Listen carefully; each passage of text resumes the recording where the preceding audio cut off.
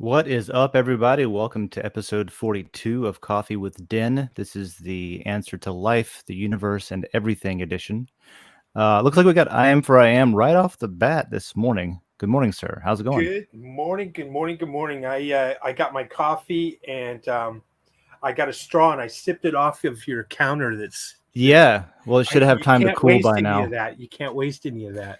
Yeah, I'm pretty sure that they're rearranged the books and stuff in different order because I had to take them all off and clean the countertop after that. But it was worth it. It was worth it. Plus, I think that makes them antiques now. They Yeah, have coffee stains on them. that's antiquing. Yeah, Mm-hmm. cool. Right. It was there we go. It was a process video for antiquing my books. That's what it really was. Beautiful. I love the music. I love everything about it. It's just great. It's really, really top notch. Thanks. Professional. Yeah. I was hoping it would make people uncomfortable to watch because it was uncomfortable for me to make it. And ironically, I missed that intro today, but I saw it on a couple of times before, and I do want everyone to know that it made me physically uncomfortable. Mission accomplished. To a point where I woke my wife up from a dead sleep to show it to her, and she was also angry but uncomfortable as well. All right. Well, that's art. If art does not make you feel, stop making boring art is all I'm saying. That's art. Can I get just a picture of the coffee going everywhere and just that's art? That's art. Yeah. That's the art. New coffee with Den. I'm bringing it back. I'm bringing it back, and we're going to stop. I saw, I don't know if it was a sticker or somebody tagged a wall, but it was in Iceland, in Reykjavik. There's a punk museum, which to me sounds counterintuitive. But there was a punk museum. And I didn't go in because I was too busy at the tourist shop looking at shirts that say I'm a Viking. And but I read all the signs on the stairs. It goes underground, which is perfect, right? It's just stairs that go down. And there's like signs. It's like no hate, no racism, no this, no sexism, no life, no future. And I was like, God, that gets depressing as it goes down. And on the door, right? I don't know if it's above the door or next to it on the way in. There's something on the wall that says "Stop making boring art," and I was like, "There you go." I like that. That's like a life motto now. Nice. Yeah. Give a shout out to the music. Who did the music? Oh yeah. So, ironically, the name of that song is "Cold Coffee," and it was created years ago before Den even was a thing, I think. And it's by my brother's band that I used to manage called Lococino. And I was just digging through some recordings, and I'm like, what's some music that I can use that isn't going to get me a copyright slap or whatever, something that I reasonably have ownership of. And so there's all these recordings of Lococino. Some of them are on Bandcamp. You can go buy stuff, and I think we still get money for it if you do that. And I found, anyway, I've got all these old recordings because the band had a habit of going through new members a lot. It ended when they stopped playing. Yeah. When they stopped playing, my brother was the only original member left in the band. So we had a directory that I had saved called The Songs. And because most of the stuff we had wasn't written, we did for a little while have a guy that had a master's in music who was going through and writing all the music, listening to it and writing it out. So it was documented. Wow. Some of it done, but most of it's just you listen to it, and that's how it goes. So play that, Mr. or Miss New Person. And so I was digging through that, and I found Cold Coffee, and I thought, oh, perfect. And that was one section in there where two of the guitars are mimicking each other. Mm-hmm. And there's the story of the song, Cold Coffee by Lococino. I still have my my Lococino CD that rode around in my car. Actually, it rode around in 4 cars. And anytime that I was just like, I need something different, we're going to do this. And do you remember which? There was 2. Here, let's look it up. It had a really cool. It was the cover with the pants. Crazy pants. The cover with the pants. That was the debut album. I actually really liked it enough to. I remember texting Brian about it. It was great. It's the one on the right? I see nothing. Oh, why not, Dave? There, the one on the right? Yeah, actually, I was completely unaware that we had a second album that I could go listen to. So I need to. Yeah, so Odyssey is meant to be listened to all as one single song. Cool. And love the experimental stuff. Do you realize all the serendipity that's going on here? Cold coffee, long before Den, you do this coffee show, and then you pour coffee with the coffee music from your brother. And I still like coffee. I'm drinking it right now. Coffee. And there you go. And then you're live streaming. You live stream on Odyssey as well. I even used the keyword coffee on Odyssey to tag coffee for the coffee show. Oh, yeah. I even paid a little bit of the library coin to take over any other coffee conversation that might be happening live on Odyssey. So we should show up if you search for coffee. Nice. Yeah. I am having an existential crisis over here. I am, and something about, and see, I'm using the word "I am," which is in my name. I am. You're now something's happening in the world this morning. Yeah, and I haven't even smoked anything. Happy loop. Not yet. Loop day. Yeah. I fed a duck a donut this morning. My coffee is just like out of this world today. I don't know why, and it's just Houstonblinn from HEB through the Keurig. The Keurig cups. God. I have no I've idea gone through a lot of Keurig cups. We've been traveling more recently, and like that's what everybody has in Airbnbs and stuff now is the Keurig machine. Nobody wants you to screw up their kitchen by trying to figure out how to make coffee the old boomer way, I guess. Yeah. I don't know. I've overflowed a coffee maker several times. I've also screwed up a Keurig where you just, you put the mug under and you push the button and you don't actually put a coffee pot in. And then you come back and you just got like a hot cup of water. You're like, oh, how did I manage to screw this up? So real quick, hope everyone's morning's going great. I have to tell you my experience from this morning. Okay, let's do it. We are sitting in the Dunkin' Donuts drive-thru because we're fat and American. So getting my big old cup of sweet tea and a couple of thing of munchkins, which I don't know why the hell they can't just call them donut holes. My wife calls them munchkin holes, which I think is even better. That's different. Yeah. And she says it to the people in the drive-thru, and they always take a moment, and I don't know if she's realized it yet. Can I get some munchkin holes? Yeah, they're like, maybe. I don't know if I like the sound of that. I'm sitting here. Hey, Fred, we got to pump some holes in those munchkins. Yeah, beat those guys up and take some holes out of them. But so I've got my little box of donut holes, and I'm sitting here, and Jackie's waiting on her bagel. And I look over, and there's a duck, and it's just standing in front of the car. So I'm kind of high, so I roll the window down, and I go, "Hey, duck, how are you doing this morning?" And he stops, and he looks at me, and I'm just like, "Well, hey, bud, you want a donut?" I pull out a donut hole, and I do like this, and he starts kind of waddling his happy ass over to me. How did you know? How would you know I want a donut? That's why I'm in the drive-thru. So I'm holding this donut hole out, and he is slowly making his way up. And as he's getting closer, his whole tail is moving around a bunch. And finally, he just went and grabbed it from me and walked off. So I fed a duck a donut hole this morning, and I think it made my whole week. Good. I hope it did. Are you familiar? We have a place in Gainesville called Lucy's. It's a restaurant. Lucy's downtown. Are you familiar with Lucy's? I know there was a burger place called Lucy's for a while, but it's gone. No, there was two. There was one in Hale Plantation. It was like Fancy Lucy's, and then there's Lucy's downtown, which is the good one. And they have fantastic burgers. And if you sit outside on the patio or on the outside, if you sit out there, there's two oak trees next to the restaurant, and there's a squirrel. There's a legacy of squirrel called the French fry squirrel. And he will, or she, at this point, I think it's one of the descendants of the original French fry squirrel. They got a T-shirt they sell and everything. That's amazing. The silhouette and the French fry squirrel. So yeah, okay, don't feed the wildlife, whatever. People feed pigeons all the time. Let's feed some squirrels, I guess, because that's what this is about. The French fry squirrel will come down, will hop onto the railing of the outdoor seating area right next to you, and he'll just hang out until your food comes. And when the food comes, he'll hop down on the ground, walk over on his hind legs, and reach out asking for a French fry. And if you then reach over and hand a French fry to him, he'll be like, "Okay, thank you," really nicely. And he'll walk back over and hop up on the tree and hang upside down and eat it. And then come back for another one in a minute.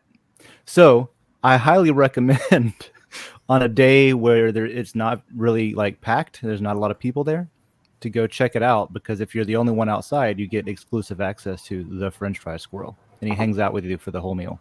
How is it that I've lived in this town as long as I have, and I had no idea that was a thing? That's kind of one of my things that I like about living here.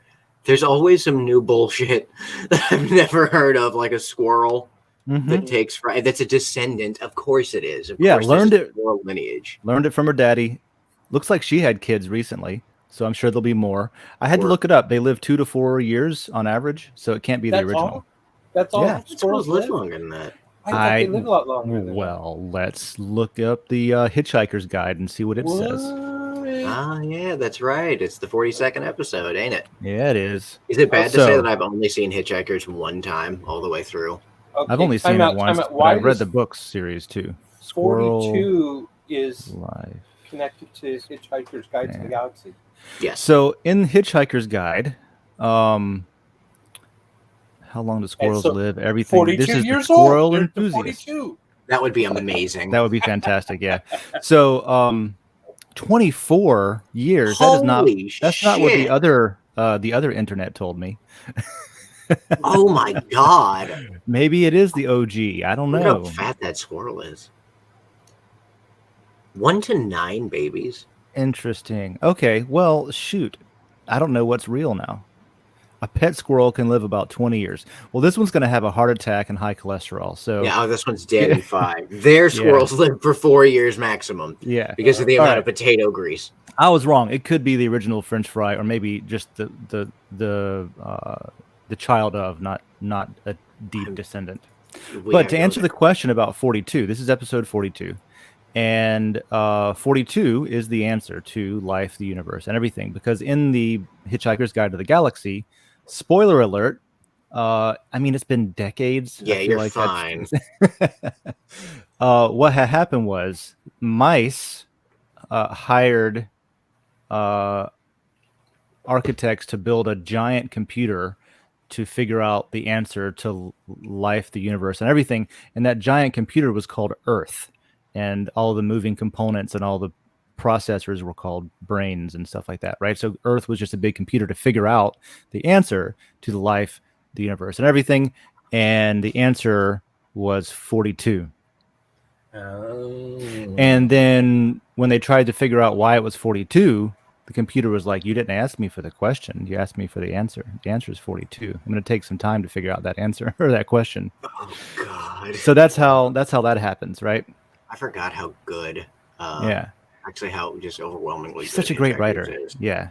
So let's see. Let's see what this website says. It could say something completely wrong. I don't know. It's the internet.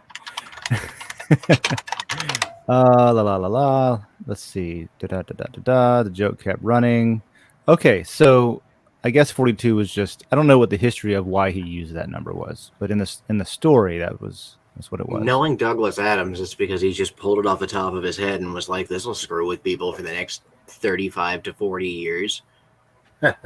He also made one of my favorite point and click like adventure games, and it was called Starship Titanic, and it was like an older, multiple disc old adventure game, and essentially you are sitting in your house and a spaceship crashes through your ceiling, and they're just like, "Oh dear, well, we've landed here. I guess you're going with us." And they just take you to space, and you just got to figure out why you're there and why it's breaking down. And it was a freaking blast when I played through it. I would love a copy of that. If anybody out there has a copy of Starship Titanic by Douglas Adams, I would like. Yeah, there you go.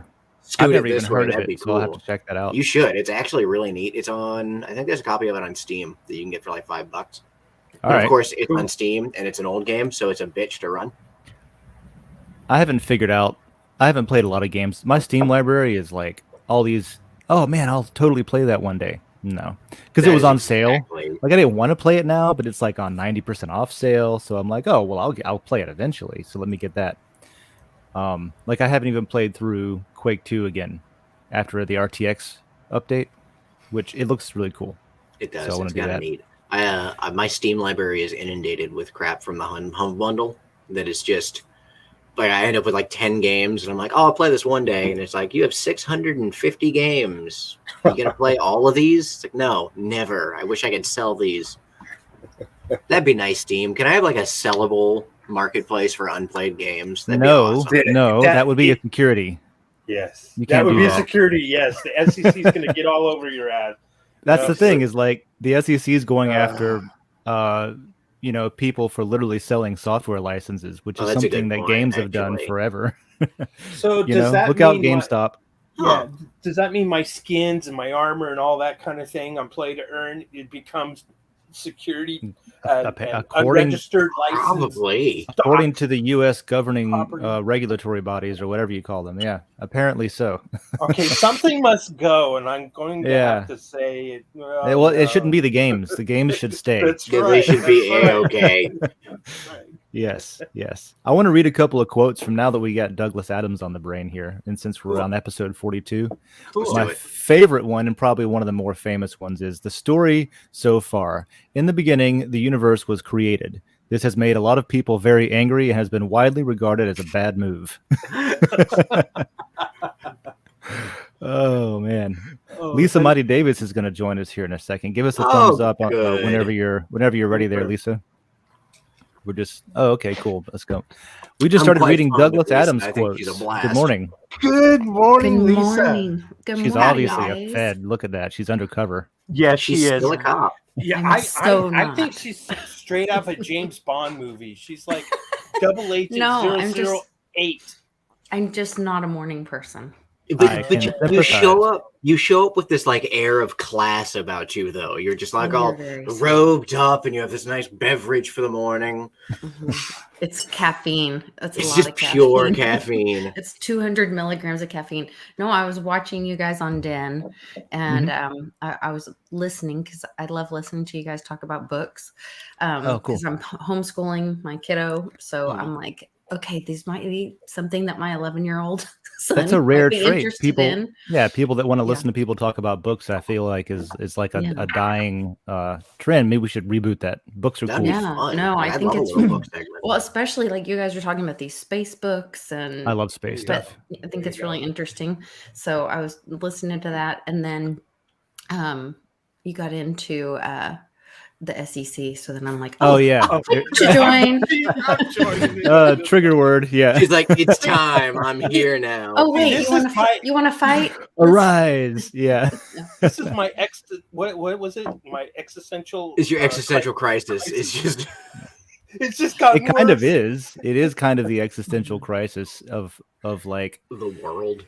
Of the U.S. anyway. I remember watching. It's funny because I think the person that I'm thinking of ended up running like a scam project or something. But I was watching an interview. It was on, I don't know if it was on CBS or CNN or one of those 3-letter agencies that do TV stuff. And Mockingbird. They were interviewing somebody in South Korea, and talking about like, well, what do you think about all of these like regulations in the U.S. and the lack of regulations and the need for clarity and how the U.S. is trying to do this with stable coins and that, well, yada, yada.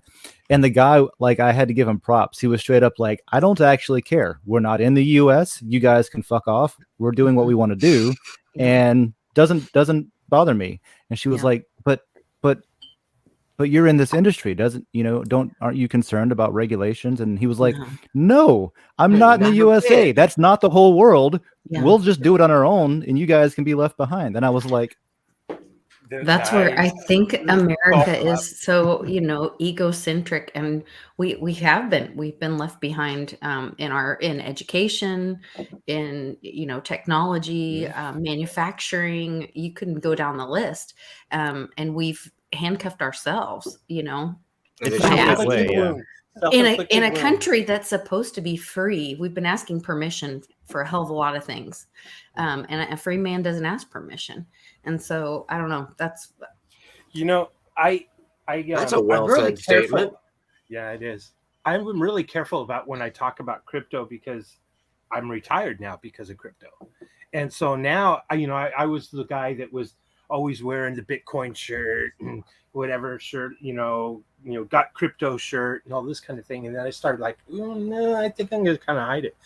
But so I only talk about it to a select few that I kind of trust, and I got to the point where every part of the conversation always started about, well, America's kind of anti-crypto, even though we're the land of the free. And there's been that sucking sound of people, good programmer or good devs and that kind of thing, and other projects that have left the country because of the regulation. We're a threat to the reserve currency. Yeah, we used to call it a brain drain. Whenever I was talking to, I used to live in Norfolk, Virginia, and a guy that I knew was running for city council, and that was one of the big things that I remember him talking about that a lot, because, I mean, it was a local example there, but it was like people are, getting educated here, but they don't want to stay here. So we're investing all of this money and infrastructure and time and energy into educating brains and making people intelligent and smart so that they can build, and we're not getting that payoff, though. We're not getting any of that back, because then they're just moving away, because we're not creating an environment people want to stay in. So we have this brain drain, and I think that applies to the whole nation today. Do you realize how many people have left this country or have gone a half step and have moved to, say, Puerto Rico, which is a territory of the U.S., because of taxes? And I have noticed a lot of people. It's a drain. Drain. Puerto Rico has a solid community of people that are like capital gains tax. Yeah, there you go. Oh, is that true? Puerto Rico is the U.S. It is. Yeah, it's a territory of the U.S., but they allow you to have no capital gains tax, so you can establish residency in Puerto Rico, and I think on like day 366, after 1 year something. I haven't really looked into it because we still have a high schooler at home, so we can't leave the country yet. Yeah, I know several people that have done that and are still having a great life there. I mean, it's not a U.S. state, so I guess maybe they don't make them pay as many taxes. I don't know, but they do in D.C. They make them pay taxes without voting. So I don't know. Yeah. Is that still the case in D.C.? I know there's a lot of territories where you just don't get a vote because it's not a state. I don't know how we undo it. I know this is over coffee, not a political show per se. But it's a everything rolls right back to money and politics, right? Yeah. That's when people start caring. What I found out. I mean, they don't care till it gets in their wallet. Yeah. Which is depressing, kind of in a way. It's a reality. Yeah. I mean, that's what with the whole grain infection and all that. I mean, I thought, oh my gosh, when they do this to their kids, that's when people will care. Nope. Yeah. They're fine with that. Yeah, it's interesting. You think. It's just interesting to find out where people's boundaries are and where they're not. Different people have different ideals and different things that they'll put up with, though. So it's the slow pot of boiling. You're a frog in the pot that's slowly being boiled. Well, it's getting a little warm in here. It's funny you say that. I was thinking the other day about that analogy, and I'm like, we're in the boil right now. That's where we are. We're in the boil. I'm pretty sure that's exactly where we are, and everybody's just kind of like looking around, and they're seeing everybody else saying like, no, we're still getting along. We're still, things are weird right now, but but it seems like a slow boil. It seems like we're frogs in a boil. How do you stay? Wow, sounds really bad. How do you stay positive with all of this? I'll be honest with you. I get to a point where I get enraged and anger at the ignorance and the complexity. Everyone's just like, it's getting hot in this pot. I got pissed yesterday when I saw everybody getting excited about football season. Because I just was like, oh God, here they go, bread and circus. They don't care. Mm-hmm. And like the state of our nation, the economy, the energy crisis everywhere, what's coming for everyone this winter, right? With the health situation, and they can't wait for Sunday or Saturday football.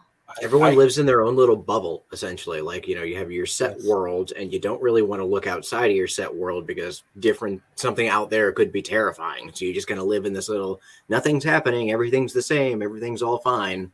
Bingo. That's right. We're all in our own little bubbles, and my wife, she's so apolitical, and now I realize that there's peace and harmony that's in that mindset. Ignorance is bliss. Yeah, and that's. I've said it before, and I felt bad for saying it. I don't want to know. I don't want to know. That's her point. I don't. Yeah, I've said it before, and I do understand a little bit. Now, the character in The Matrix, Cypher, who said ignorance is bliss. Obviously, he did some terrible things that I can't justify, but his take on ignorance being bliss, I'm like, some people just can't handle it. Some people just can't take that shit. I was going to say with sports, I'm not a sports fan. I can watch a football game and enjoy it and enjoy the competition, and I love going to live events sometimes because of the energy in the crowd. Like, I don't really care about hockey, but I would love to go to a hockey game with anybody who wanted to go, because it's just rowdy and fun, and everybody's just having a good time. I do play a lot of video games though, and so if I equate that game with the games that I like, there's definitely a lot of people who use it as an outlet. Their lives are stressed. Their lives are maybe like hard to deal with, and these are things that the human experience requires to get along with reality, I guess, is to go see a game and to go dancing and stuff like that, which is whatever. Distractions from the world are the entire reason that we have stuff like that in the first place. Right. Because everything else is bad, so let's just go watch somebody throw a ball through a hoop or something. So it's not completely a waste of time and energy, but I will say that it is largely the way that we treat politics, and I think that's dangerous too. Where you have a team, or you have, like I was talking to. I didn't want to get into politics today, but let's do it. Why not? It's the three-letter words. Yeah, I was talking to my neighbor, who's become a pretty good friend of mine. Great person, genuinely wonderful human being. And it made me realize that there are some similarities that the left doesn't want to acknowledge, but there are some similarities with how the left acts and with how the right acts, especially when you get to the more extreme fringes of each side. And one of those things is how it seems that there are a lot of people where, regardless of if it's Biden or if it's Trump, people are sticking to their team without really using their brain. And that's to say, like, no matter what it is that is brought up, no matter how provable it is, or how much evidence there is that it's probably like legitimately bad, there's some sort of like pushback, like, oh, well, how do we really know? Or, oh, maybe that's a deep fake, or, oh, that's just propaganda, or, oh, that's just people trying to win the election, right? And what made me realize it was I was talking to him about Hunter Biden's laptop and iPhone. They got leaked. And I was like, no, it's a thing, and it's real, and it's pretty incriminating. And we went back and forth through this whole, like, well, that's just some phooey, some hoopla. It always and I'm like, back to well, it was censored. It was, yes, removed from the internet because people claimed that it was a bunch of hoopla and phooey, but then it turns out, no, it's absolutely real. And then he was like, well, that's Hunter Biden. That's not Joe. Why do we care what his son does? And I was like, well, because that can be compromising for a president, and that can influence decision making, and also he's obviously like looking out for his family in a way he doesn't look out for the American people, right? His family should be in jail by the standards that he himself has set for the laws and regulations in America. So there's rules for thee but not for me thing. And also some of the stuff in there was like literally Hunter selling access to his dad to foreign entities, and his dad accepting that and taking 10%. And so, like, no, I was trying to explain, like, there's stuff in there that you should not like. Even if you love Joe Biden, you should be like, that's a little bit, fucked up. Nobody knows how to look at multiple, like, they can't look bad at their own party. It's the just the mentality of like, oh, I have to stay, like, I like this person. They're the only person that's good for this, and anything bad that's said about them is impossible. Right. And it's kind of like, I get it. And this is how I feel about similarities on the right with Trump is I know I get it. I get it. But maybe this isn't your guy, right? And it's the same way I felt about Obama, where people were rabidly pro-Obama. for a lot of good reasons, even if it wasn't justified. Their reasoning for it was because they wanted a better world, and this was how they thought they could get it.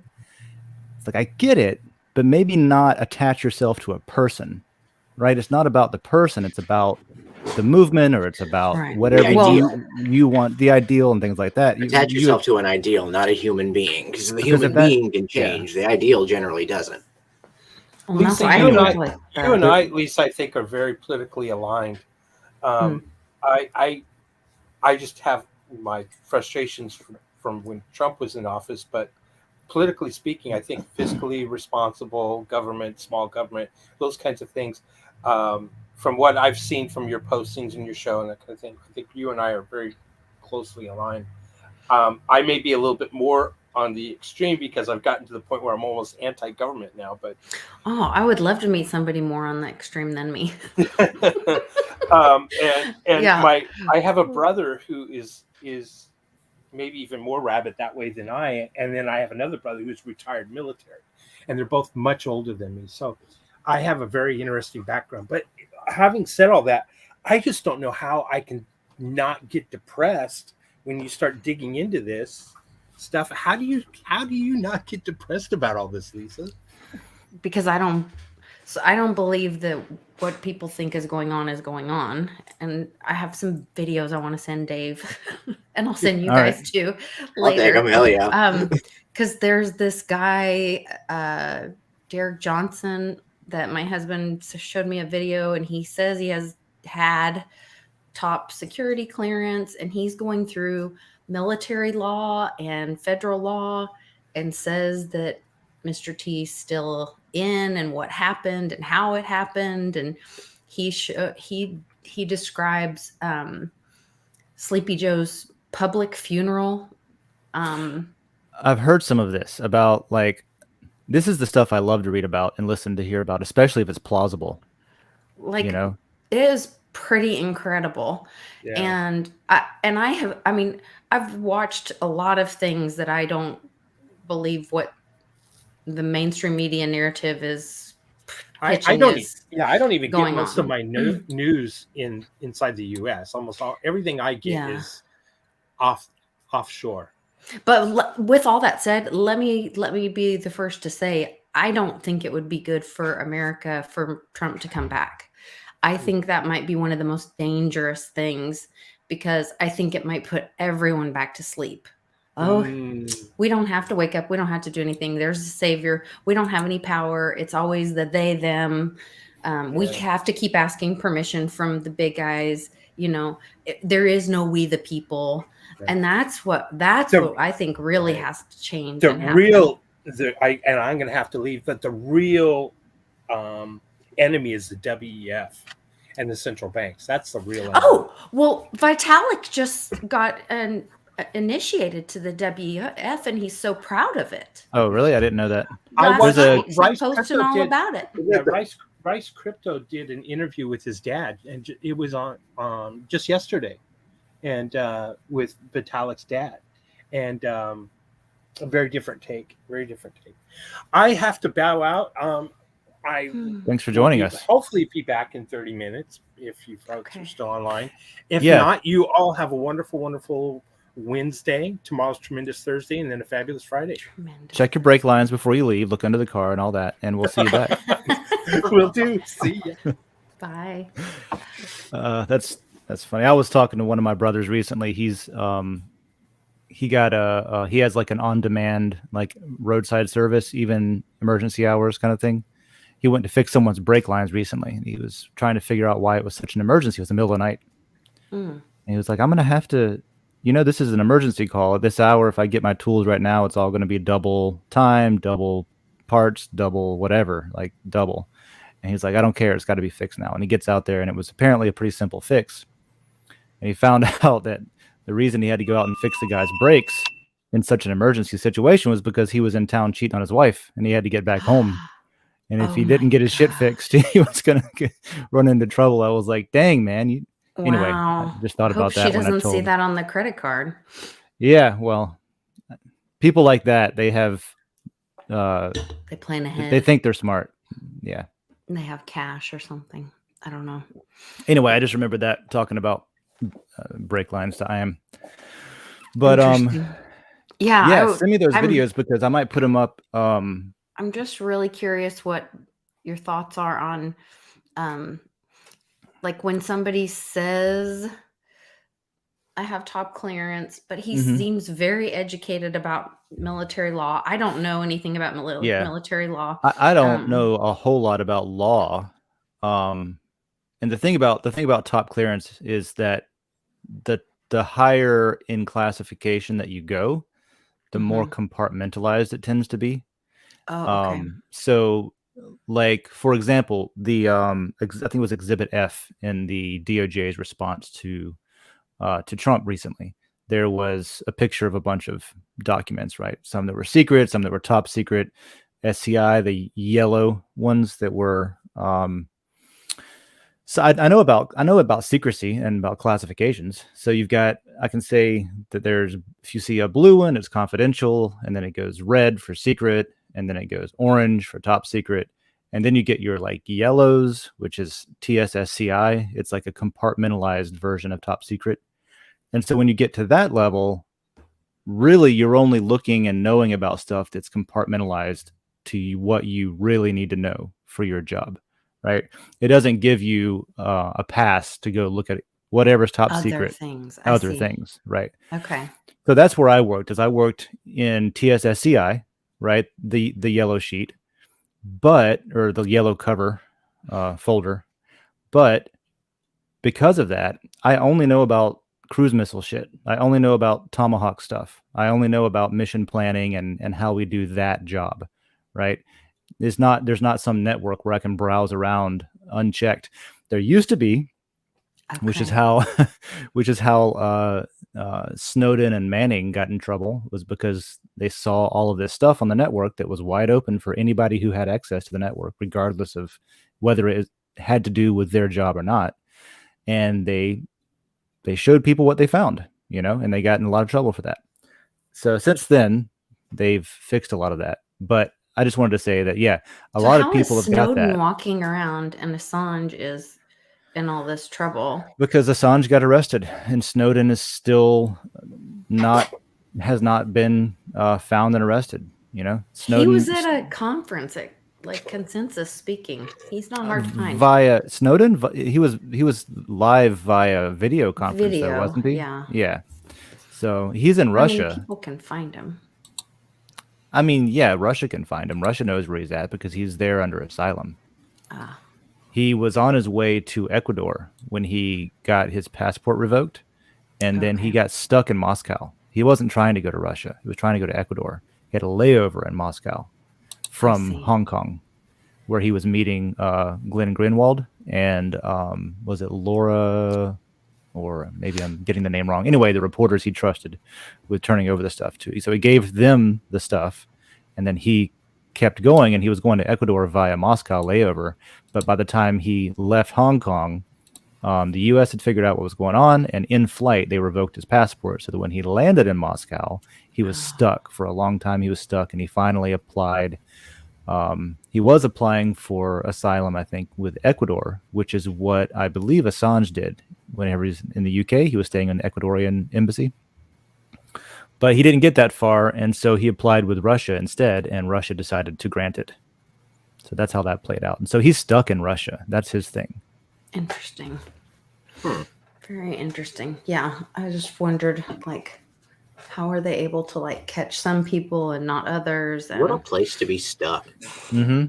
Encryption and knowing about privacy tools. That's the answer, Snowden talks about that in his book. It's called Permanent Record. He talks about what he did and how he did it and how he exfiltrated the data and stuff like that. He used a Rubik cube and a little SD card inside of one of the squares to go in and out. What? That's wildly clever. Yeah, he was just always playing with a Rubik cube, and so he put a little SD card in it on his camera. That was loud. But then he used encryption, and encryption still works. This is why Bitcoin and Litecoin and all the blockchain stuff, the fact that encryption still works is a big pain in the ass to governments who don't want anybody but themselves to have control over anything, right? So he encrypted his communications. He, hid his identity, and he communicated with reporters until he couldn't, until he had to do the handoff, and he did the handoff in person, which is why he had like several laptops with him. They all had hard drives that were full. And privacy is protected in freedom of speech. I don't know. I'm not a constitutional lawyer, but definitely privacy is constitutionally protected. There's specific statements about unreasonable search and seizure. Yeah. But there's always that word in there, reasonable. Okay. And the public's definition of reasonable changes. What's reasonable? I don't know if there's a legal definition. Others, or I'd have to ask like one of our lawyer friends, or ex-lawyer friends, like Greg or something with Rivet. Whenever he's on World Blockchain, maybe we'll ask him like, hey, what is this reasonable word? Right. Seems like a lot hinges on that word reasonable. Yeah. No, I was thinking about that. And then when you guys were talking about the SEC earlier, and you were asking about like, well, wait, or no, what's that? Maybe that was the game licenses and stuff. Yeah, asking about the game licenses and saying like, well, my skins and my things I buy on this and that. And I was like, at some point, I can't remember who I was talking. Maybe it was some of my friends on the Very DAO. We were talking about doing we were talking about doing a piece of artwork or something and having like Gensler at a kid's lemonade stand. And maybe it was us on World Blockchain Roundtable.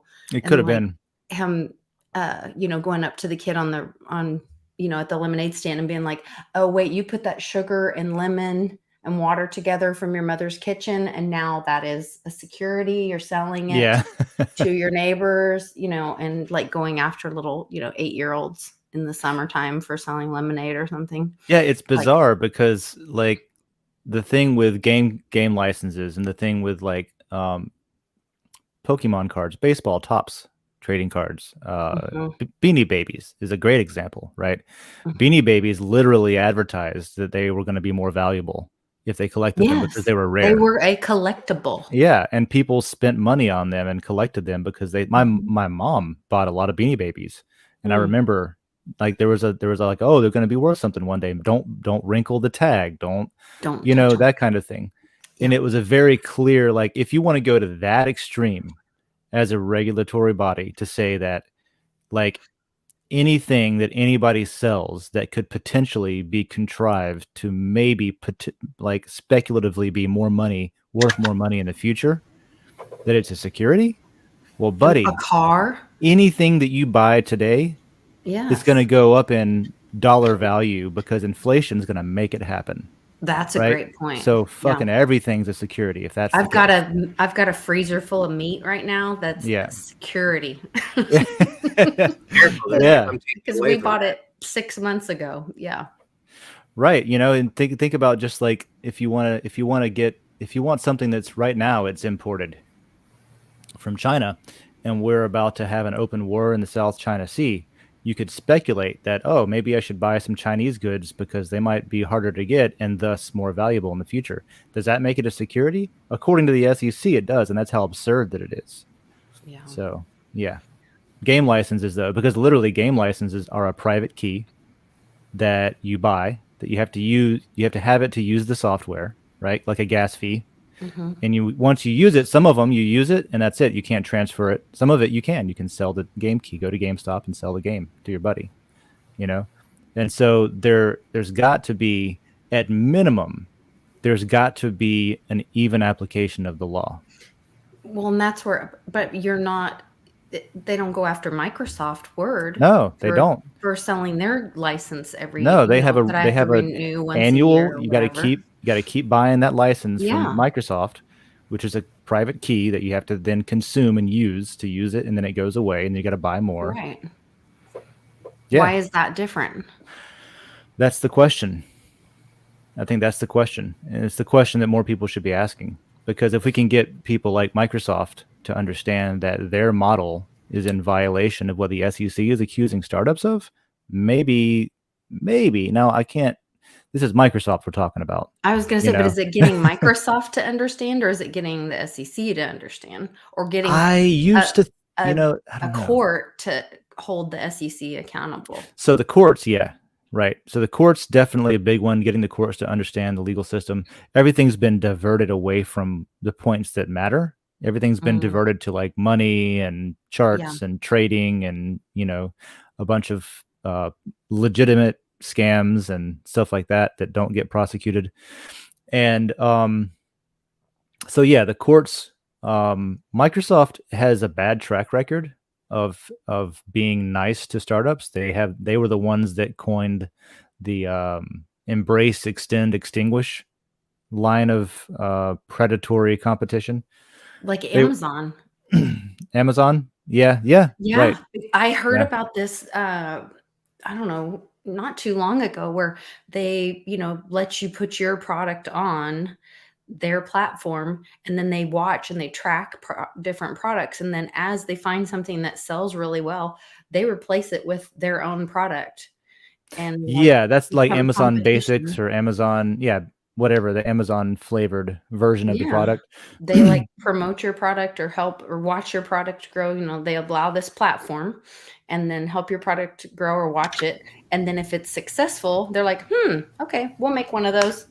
And they make it cheaper, faster, whatever. And they destroy your product. Sounds like heard Walmart. of that. Yeah, I've heard of that for sure. I don't know how much of it is Amazon itself and how much of it is their lack of oversight on how fraud happens on their platform. But if you're an inventor and you have a new widget, if you don't go out of your way to manufacture the different parts of that widget at completely different factories in different, that don't know each other, and patent your idea, you'll immediately have overruns of the product that you paid the factory to produce being sold on Amazon against you. So if I have a widget and I'm like, hey, whatever Chinese factory that does widgets, which is a lot of times what happens, can you make all these widgets? Here's the specs. Here's exactly how to make it. Here's my, here's the instructions on how to make this new invention of mine. And I need 5,000 of them. Oh, they'll be like, all right. And they'll make 7,500 of them, send you 5,000, and then compete against you on Amazon with the same product. And they've made that product usually by using a cheaper plastic or cheaper materials. A lot of the times you'll have factories that manufacture stuff. This happens with Walmart a lot too. You'll have factories that are designed to manufacture stuff, and as soon as that factory closes at the end of the day, it doesn't close. People just start manufacturing it with the exact same specs, with just cheaper plastics, cheaper components, and then mail it off as an unbranded item for cheaper. So for instance, my buddy John here at work, he bought a couple little drones, right? It was like $100 for 2 of them, right? These things are awesome. They have a little gimbally camera. They control with a nice remote and your phone and everything. And they are the exact same mold as a DJI Mavic, right? Which is an $800 drone. And it's just cheap plastic. You could slam it into the wall 5 or 6 times, but it's going to break eventually, where the real one won't. But you spent 1/10 of the price on it for 2. I'll give you one more. My neighbor works, a different neighbor that I was talking about earlier. I have the best neighbors I've ever had in my life. I just have to say, they're all Gainesville is a great place to live. It's pretty good, honestly. So one of my other neighbors works at a 3D printing company where they make the nozzles and stuff, the extruders for 3D printers. And it's a certain model and a certain design, and it fits certain printers and things like that. Well, they get calls all the time from angry customers because their nozzle, it isn't working. It isn't compatible with the thing like it said it's supposed to be on the thing. And they're like, well, sir, where did you get it? And they're like, well, I didn't get your official one. It was too expensive. So I got this $15 knockoff. You know what I mean? Don't call Not me. their words exactly, but it comes out that basically they bought a knockoff because the one that works was too expensive. So they bought one that doesn't work, but it's from the same thing. It's from like one of their earlier designs. By the time they got the product back after sending it off to be manufactured, there was already a competing model on the market before they even made it to market. So they just open sourced the hardware and said, well, here, you can make your own, I guess, since it's already out there. Since you're going to steal it anyways. Yeah. So since then, they've had to be more careful. But people get angry at the actual company because of people making knockoffs that Amazon allows to be sold on their website. Amazon is like, so there's somebody who, I didn't work in their warehouses or anything or their websites, but I damn sure delivered a lot of their garbage to people. Amazon, there are products on their website that are completely untested and dangerous, like things like that aren't even regulated in any way. For instance, you remember a couple of years back when people were going through that whole health trend, wear this bracelet and it gives you the energy of the sun and crap like that. Yeah, well, a lot of those bracelets had freaking thorium in them, and that's how you got your energy. Thorium is radioactive, and it was like, if you touch it a little bit, it's fine. But if you're exposed to it in a concentrated area for a long period of time, it'll give you cancer. So if you're wearing it around your wrists, and some of these things, like they took these, a bunch of these products got pulled because of this. But you would, a guy on YouTube, or I can't remember his name, he basically took a ton of these products and tested them, and a bunch of them made a Geiger counter click. Do you know how much excess radiation has to be coming out of something to, like, dangerously to make a Geiger counter actually tick? I actually don't know. I've never played with one. I would love to play with one. We should get a Geiger counter if we don't have one, because actually, that sounds like a fun game. We should get one that's designed, like the casing and everything is all like from the Alien franchise. Yes. By H.R. Geiger. God. Geiger style. I can't believe I just fell right into a trap about, if it was an H.R. Geiger style, it would just be a Geiger counter that looked like a big old wiener, like a big veiny wiener. Like, that's exactly what it would look like. Gross. For those of you that don't know, H.R. Geiger did the artwork for the Alien franchise. I'm sure Lisa has seen the Alien movies, but if she hasn't, please hit those up. They're some of the greatest films. Yeah, so he makes artwork that looks like this, and he made the Aliens. The first Alien movie is is a masterpiece of film, just from the way it's shot. And there's his Alien. With little Geiger head. That thing still strikes fear into my heart, and it blows my mind that movie came out in 1977, and I can show it to people that have never seen it, and the alien scares the crap out of them.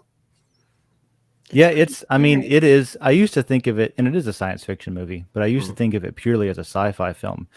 But what I learned, and somebody else said this, and it clicked with me, was that it's a monster flick. It's a horror film. It's just a suspense film.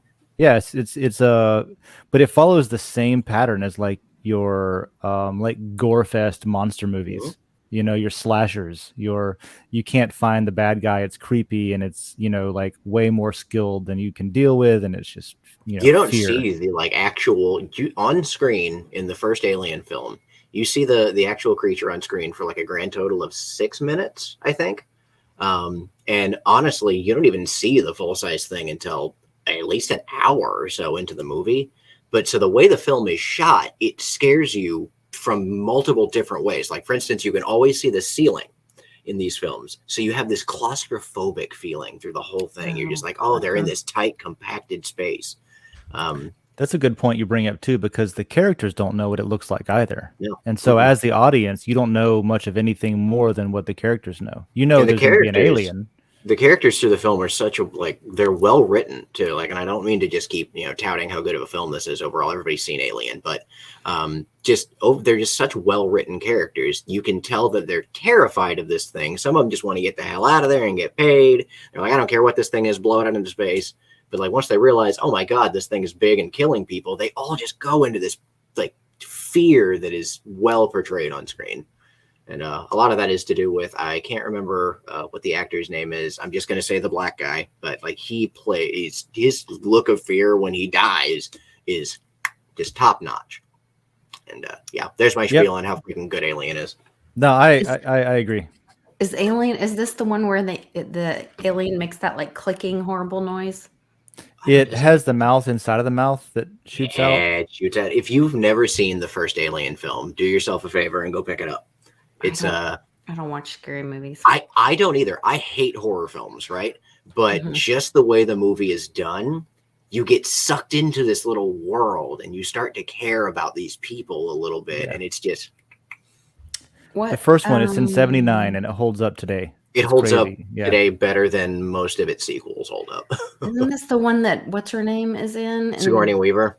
Yes. Yeah. And the alien comes out of her baby, or she has the baby or something. That's There's a guy. There's the chest burster movie where the guys land on the table and we get the. But it's good. Yes. Okay. They find this first. Oh yeah. The face hugger. Oh my God. That's what's in this egg, Lisa. So there's this egg, right? So they find a bunch of these eggs. Like, holy shit, there's some eggs. And then they go down there and they're like, let's look at these eggs. And the dude's looking into it and the egg opens up on the top and he keeps looking into it like, hey guys, this egg's opening up. And then this thing jumps out of it and wraps around his face and lays eggs in his stomach through his mouth. Probably.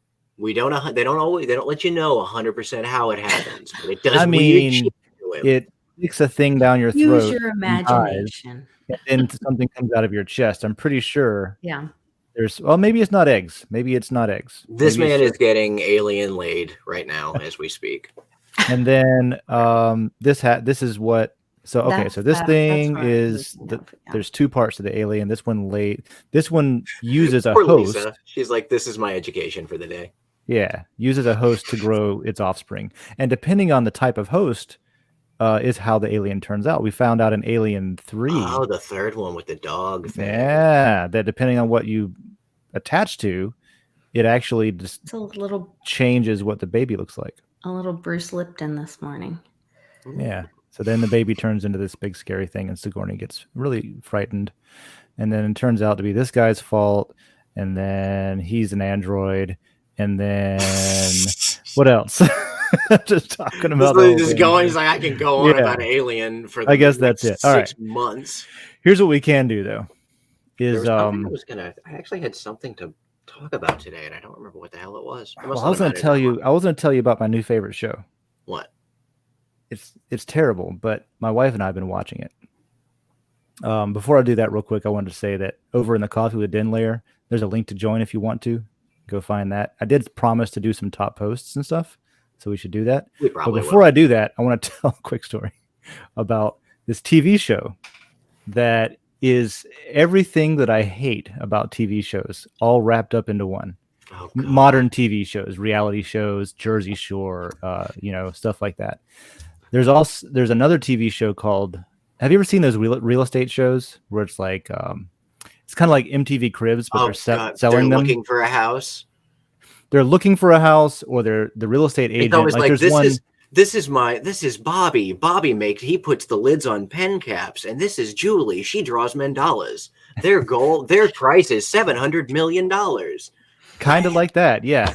There's that, and then there's Selling Sunset, I think is one where they just are selling these like tens of millions of dollars or $700 million whatever homes. It's like architectural design on YouTube where they just tour absurdly wealthy people's houses. Yeah, it's just like excess to the extreme. Wealthy.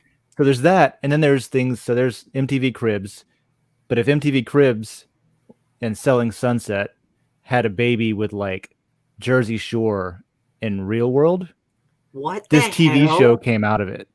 What is it? It's called Selling the OC. Oh Lord. And it's like Jersey Shore if everybody was a real estate agent and sold property. You can mute. He forgot to mute. Yeah. He left the screen but forgot to mute. But yeah, and so like it's absurd to me because it's pitched as a show about selling houses, which in itself can be entertaining. But then most of the show deals with like interpersonal relationships and how they get along or don't at the office and talk gossip about. I was going to say, it's a bunch of catty women. Yeah, and they're like, together. Yeah, right. And then one of them tries to sleep with somebody's husband, and then somebody's wife gets offended at something, and so it's like office relationship, but it's like. I don't know. It's one of those reality show styles. Houses. But they're also selling houses. So then they go tour these houses and they team up for that.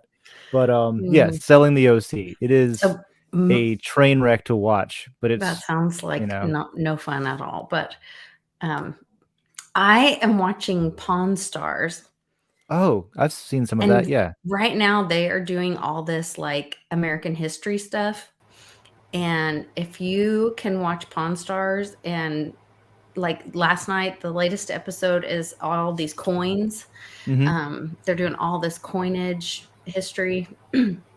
But the last, like, I don't know, I've binged a bunch of them, and it was all this American history, all about, like, I mean, they brought up the Constitution, the I don't know what it's called. Well, they have to get into that to be able to properly appraise stuff, I guess, right? To like figure out the history around. Yeah. This is a pawn shop, right? So they're trying to figure out the history around an item. Yeah. So. Yeah, I love that show. I love that show. It is so good right now. Like, this season of it is all about American history, and I don't know. I love it. Really Chumley. Oh yeah, he brings up that he's gonna patent his name, or copyright his name. Like, some of the things in it are, I'm the conspiracy theory girl, so I'm like, oh, are they throwing comms? Or is this part of the education of America? Like, because people are too stupid and don't want to be educated. Like, if you asked people told them that they really need to learn the Constitution. That whole thing? Why should I have to worry about that? Yeah, that doesn't apply to me. But we are watching the education of America through the Constitution with, what happened with the RVW thing, and people are learning. Yeah, I mean, at least the conversation has come up. Yeah. What does this thing say? Why is this a big deal? Yeah. Why are people, like, some people are asking questions, right? Yeah. Which is great. And this is good. The 3-letter agencies, threatening with pals, and then people are like, well, am I allowed to have one? Well, why am I, asking all the questions? So I think those kind of things, like, are good. But I also think that if you watch that, and then the History Channel will have, like, some interesting things. There's also some docuseries that are meant to be entertaining, that have a lot of education in them. What was the one? And it had, like, a whole thing on the Clintons. This is the importance of comedy, in my opinion. Put in it. Is it'll break through, just like memes, Well, like, if Russell Brand true is about doing, yeah, Brand, Brand's going off. He's really, really been red-pilled, hasn't he? He's the new, well, I was going to say Chris Wallace, but he's a criminal, I think. But I don't know. I wouldn't compare him to, like, I don't know. That's a good point. Yeah, he's Russell Brand. Kind of on his own. Yeah, but he's still got news now. He's able to tell the news. Quite honestly, him, Joe Rogan, Poole. What's his Tim Poole? Tim Poole, yeah. Yeah, those three are just like, and who's the guy that does the night show? He's the comic, but it's more of a talk show. Shoot. There's like, has he been around for a while? Or he's been around for a long time. He's starting to get a little bit of red pill too. Well, I know. You're not thinking of Bill Maher, are you? Bill Maher, yes. Bill Maher. Yeah. They're all kind of like, Maher. Wait a minute, we kind of interesting. Maher is interesting because I saw that transition of, like, I'm going to bandwagon for this team, like we were talking about earlier. I'm going to bandwagon for this team because that's what I do. To, like, wait a minute, hang on, some of this shit's not okay. It's like your neighbor, right? Yeah. Oh, going back, I was listening in the car. I think, Lisa, the reason Microsoft isn't a security with their product is because now it's a subscription service, and you're not actually own their product anymore. You're subscribed to use their product. That is my absolute nightmare as a computer tech, when people come in and they're just like, how do I get Office? And it's like, well, you got to go to Microsoft's website and pay them. Like, they'll trap you into paying them monthly or yearly, and it's not like it's cheap. It's like, but what sucks about that, man, is you're probably on something there.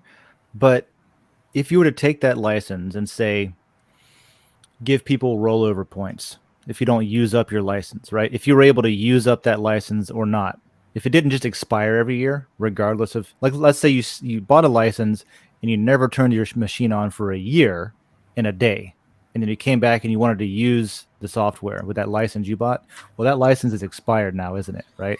So if you change that model to say, okay, you buy a license, and then as you use a product, it consumes that license just based on how much you use it. You don't pay for anything that you don't use, right? It's like if Photoshop's Creative Suite charged you just a micro, like 1 kajillionth of a cent for every button you clicked, and maybe the different buttons cost more to click, whatever, I don't care.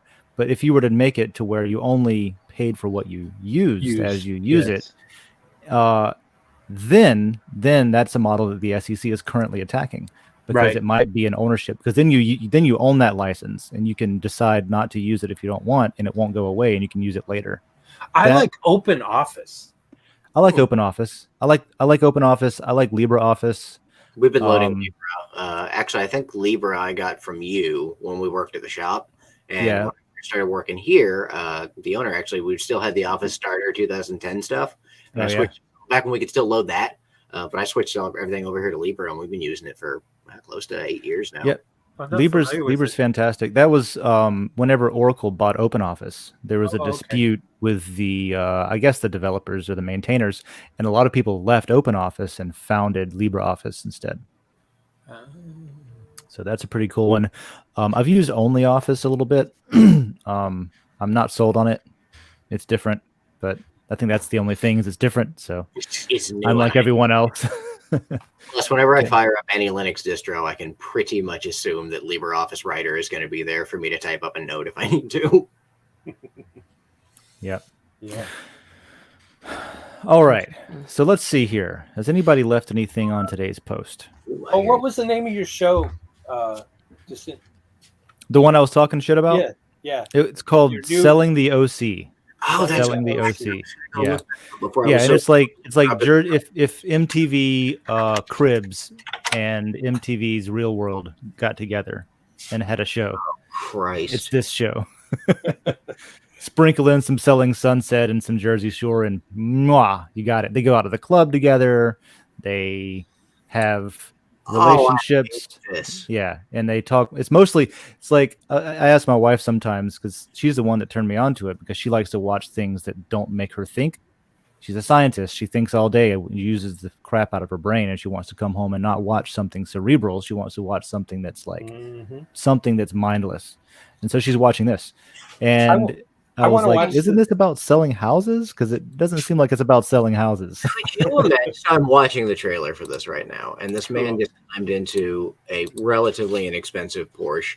And the orange Porsche. Yeah, he's like, I am the top dog here. Could you imagine saying those words unironically? Like walking into a room and being like, I am the top dog here. It's like, what? And that's how they talk. What kind of asshole upbringing did you have to have for that?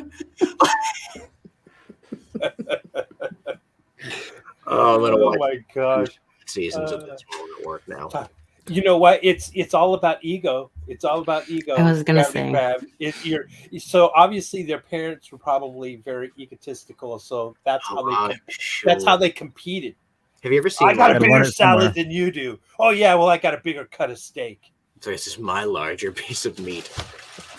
That's probably there's probably a lot of truth to that. Education, upbringing, environment, things that are normal as you're growing up.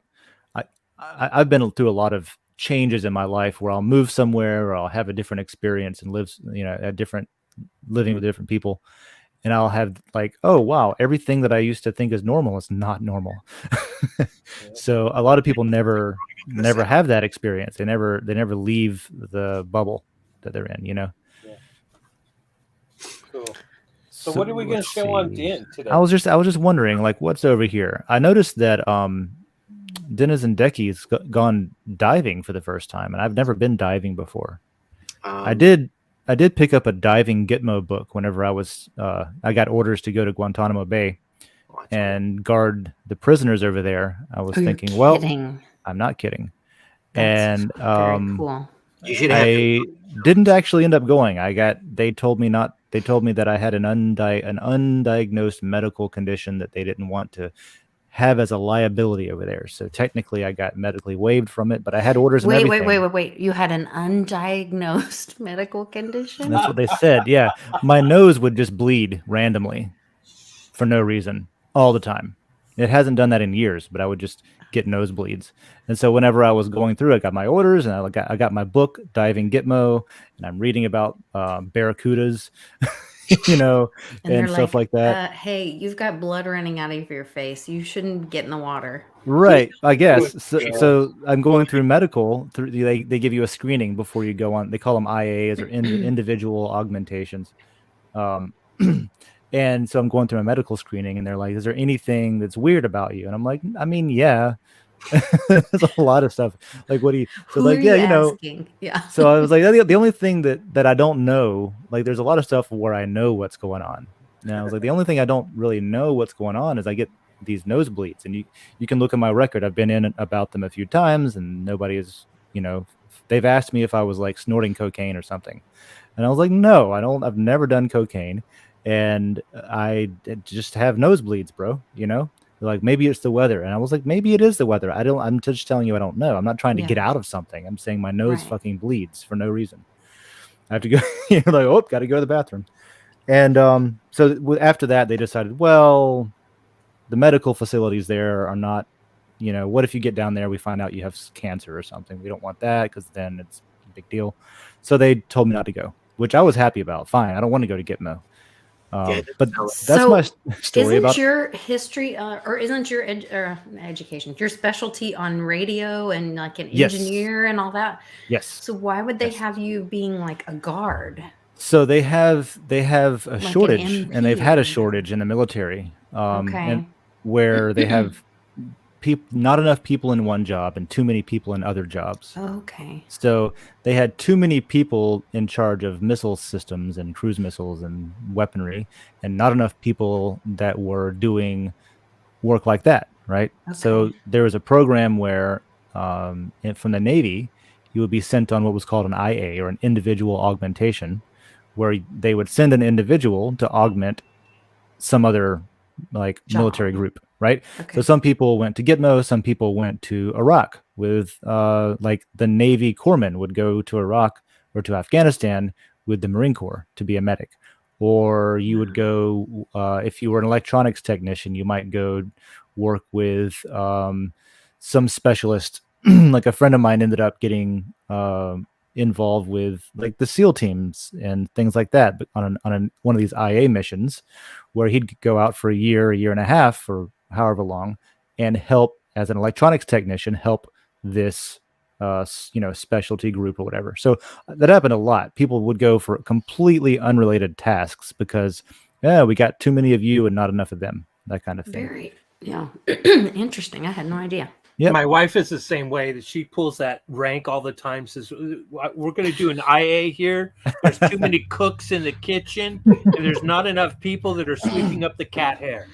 There you go. Augment the cat hair. You need to go fold the laundry. Yes. Yes. Mm-hmm. So yeah, there's my almost learn how to scuba dive story. Cool. But Decky did learn to scuba dive and brought some photos back. So that's pretty cool. Looks like, where is this? First time last year. Doesn't say where, I think. Yeah, it doesn't say where, but it looks like it's outside in the water, if I'm guessing. We should an undisclosed location. Yeah. Oh, that's cool. What's that, David? Judging by where you and I live, we should probably do some scuba diving certifications one of these days. What is that? That is an underground. That's Atlantis, bro. She found Atlantis on her first dive. Holy crap. Atlantis. This needs to go in the conspiracy. We need to make up a conspiracy theory about this post and post it in the conspiracy theory layer. That's why people end up thinking that like the earth melted at one point. Oh my God, that's a theory that people have, by the way. Didn't it when the like space rock hit and carved off the moon or something back then? Melting. I don't remember. But I don't remember. A theory that like because I have a question for you guys. Yes. You guys are good people to ask about this. Faraday cages and geomagnetic storms that are going on. Does a microwave? This is the phone call show. Does a microwave really protect like a Faraday cage or? That's the idea. So if you have, let me think. I'll just draw pictures on the screen here. So if you think of a radio frequency that's being beamed out from your FM radio or from a microwave or something like that, they actually have a physical wavelength, like a size, Okay. right? So there's a couple of ways you can deal with shielding against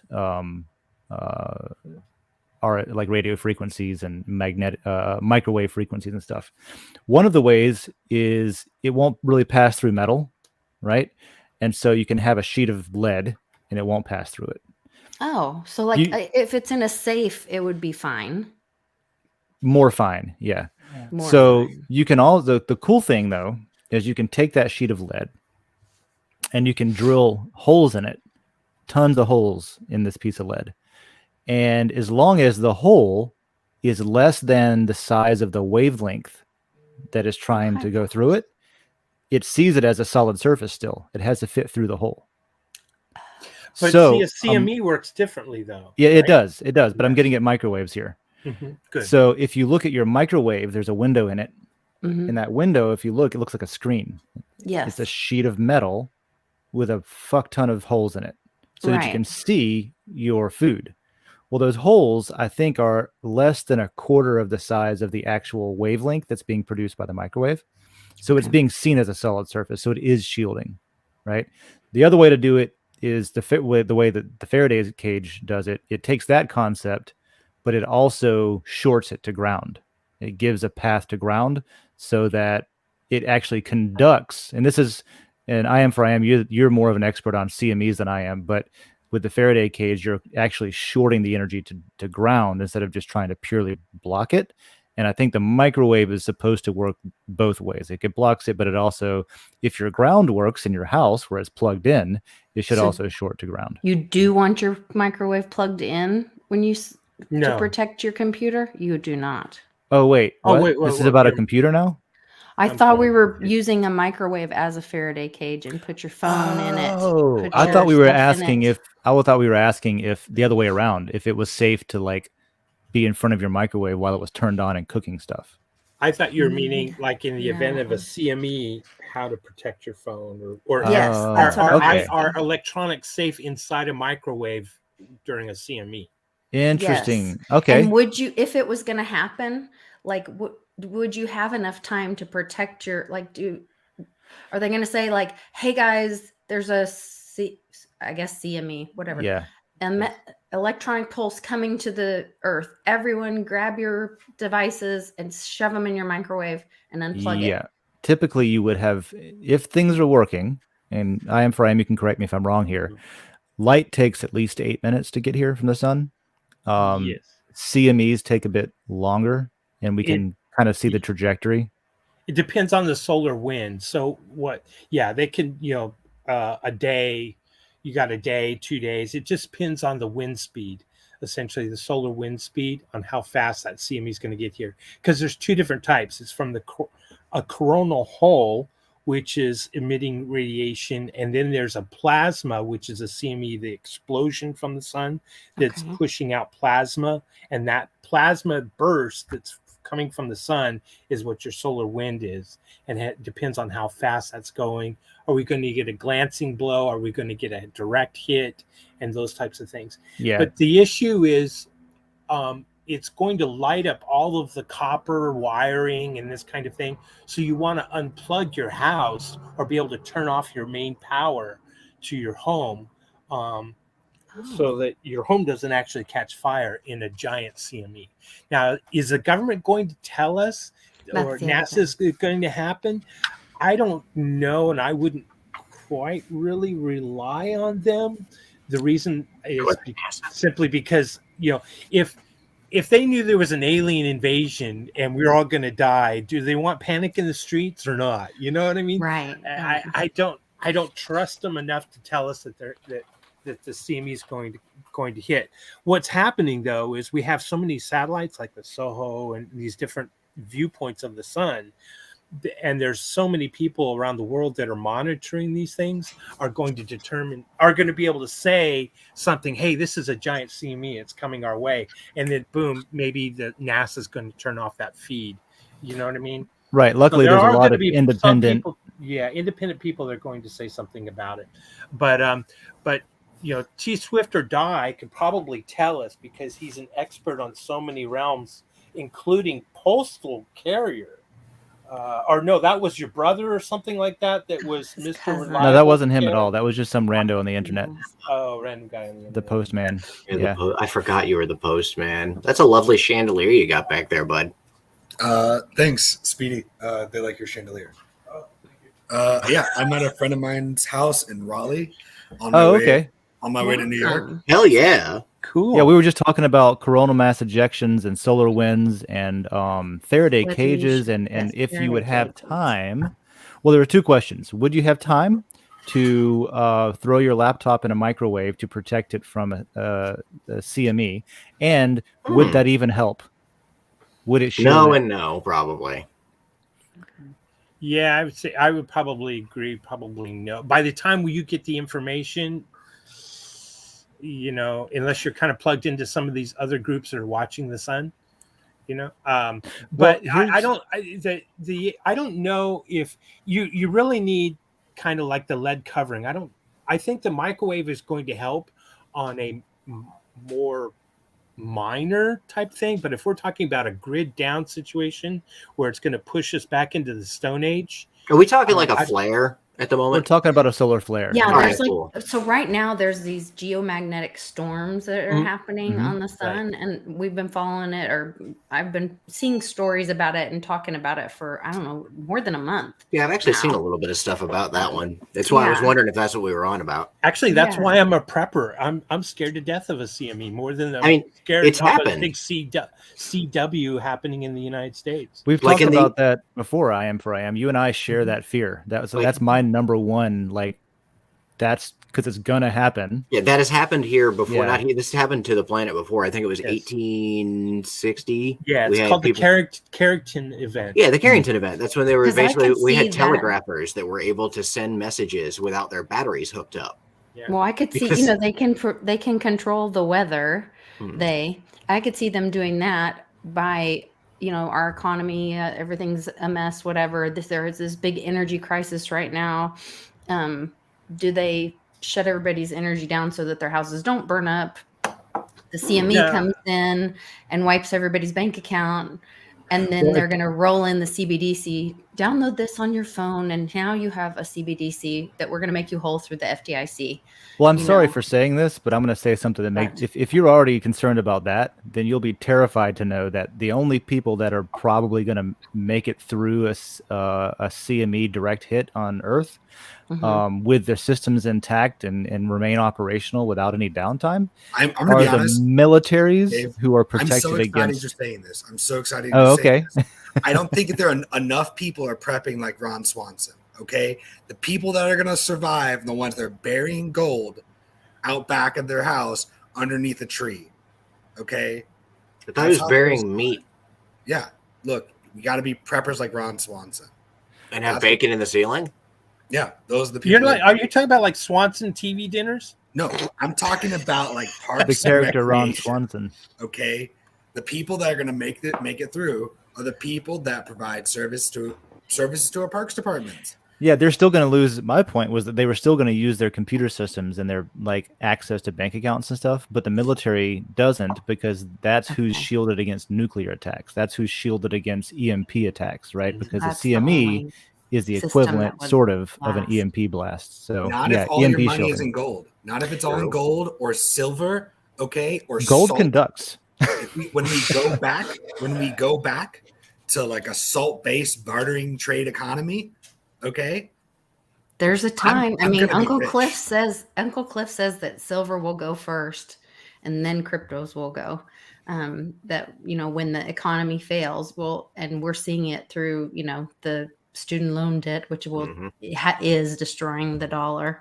The T-bills are coming back, and the dollar's no longer the world reserve currency, and silver will go first. Well, you need You know silver. what? I'm ready for the solar flare. Let's let it happen. Okay, let's just roll back to all Bring of us. it on. We're gonna all go up to a hill. We're gonna build a nice little Iron Age roundhouse, and we'll start worshiping the sunrise. It'll be great. Okay, we'll just roll back. Society will reset. Well, we got to use the silver to rebuild, and once we rebuild, we can have computers back, and then I can get my Bitcoin. Yeah. Because if we have a CME, my Bitcoin's toast. Yes. Yeah, but no, it's not though, because you have your seed phrase. Well, yeah, we're talking. I'm talking. We're pushed back into the Stone Age. There is no grid. The grid is completely down, or the grid is down on maybe half of the world, like on the North American continent or something. You know what I mean? But what about the satellite that Elon has? No, in other words, they get hit too. It's going to fry all the electronics. That gets taken out too. Yeah. Yep. So as the world turns, it, so the blast is coming, and it lasts for more than a day. And so as the world turns, it rotates through the entire blast, which means it blankets the entire Earth with that electromagnetic radiation, which inducts electricity onto all of our systems, just like it did with the telegraph system. Except now all of our wires are super tiny, so they get shorted out and fizzle out and fried. And so that's the big danger. I guess the gauge of wires, the gauge of wire, smaller is a huge issue because you're going to overload and toast anything. Yep, your car stops running. What a somber freaking Monday, or there's Wednesday this is turned into. Yeah, pre-1984. And then you need John's bars of gold and bars of silver because everything else. I have two 80s Mercedes, so they will work then. Yeah, pre-1984. Wow. That will not have the electronics. I tried to post one on Den, but they wouldn't let me. They didn't like your car? No. Think about how cumbersome that is to deal with, though. Like gold, how do you spend gold at the farmers market? We're in a pretty good position here in Gainesville, where we have like farms around, and they come into the market. You just take a knife and you shave a sliver of it off. How do you think they used to do it? Yeah, like that. They made coins. You would weigh the gold. And then you got to bite it to make sure it's pure, and you're not getting They literally would take alloy, a notch of their coin. Yeah. Like you'd walk around and they'd take a notch. Like in the Roman days, they would notch their coin to come into an event or to do whatever. I have I've got a little copper. I have a little copper Roman coin at home. It's probably bronze actually, now that I think about it. But it has a notch in it, and I'm still like on the fence on if it's like a chopped out notch or it's just age that has eaten it away. But I'm almost there thinking that it is that, like a notch cut out, because I think it's a games coin. Take it to Pawn Stars and ask the guy. Oh God. And they'll have their expert. Yeah. Let me call in my expert on Roman coins come in. So I'm obsessed with that show. You got to carry a scale around with you. Yeah. Basically. So then you'll go to jail because you're instead of a card swipe, the person at the farmer's market, instead of a card swipe, they're going to have a scale. That's just so on Pawn Stars, there was this very simple scale. It was literally like teeter-totter, and because people didn't know how to tell if it was a fake coin or real coin, back, and that's one of the big issues. But by weight, and so they had. It was the scale was like this, and then you had like different slots, and if the coins fit in the slot and balanced, then it was the right amount of silver. Yeah, it was the right weight. Which so seems that was like if you're carving chunks out of your coins, though, might break that's a slight problem. Yeah, then that doesn't work. But funnily enough, we have a lot of evidence of that, and it's the stereotypical joke, of course, but the Jewish shekels of early Israel and stuff like that are frequently notched for this was a coin, half a coin, I just thought that was funny. They're the most notched coins we find. Very interesting. So going back to that would be it would work. It's doable. It's a pain in the ass. That's all. Den.social will survive somehow. Well, Den under the forces of witchcraft. Yeah, I mean, stuff will survive. A lot of stuff will have to be remanufactured. A lot of the systems that manufacture things will have to be remanufactured. But it's kind of an exciting time, though. I think we're also forgetting about. Like, you don't have to barter using like gold or silver, right? You could potatoes. Potatoes. That's a thing. You could do that. I'm going to be honest. I have like my thing that I can always trade that I'm really good at, I'm just going to carry around a guitar and make up songs for people. There you go. In trade for produce. I'm pretty sure that you're just going to become the next, like the early generation or this next generation of the medieval bard. Yeah. Just traveling around. My gift is my song and this one. Please give me a tomato. Yeah. I'll give you one verse and a chorus for like a bushel of apples and we'll go. Yeah. And that's steep. I was arguing. Look, these are good songs. A whole bushel for one verse and a chorus? Listen, at very most 3 apples for a verse and a chorus. First of all, we're already negotiating. A good song. This is how bartering works. And second of all, try to find somebody who's going to be as chipper and happy and willing to write a fun song for you during the apocalypse.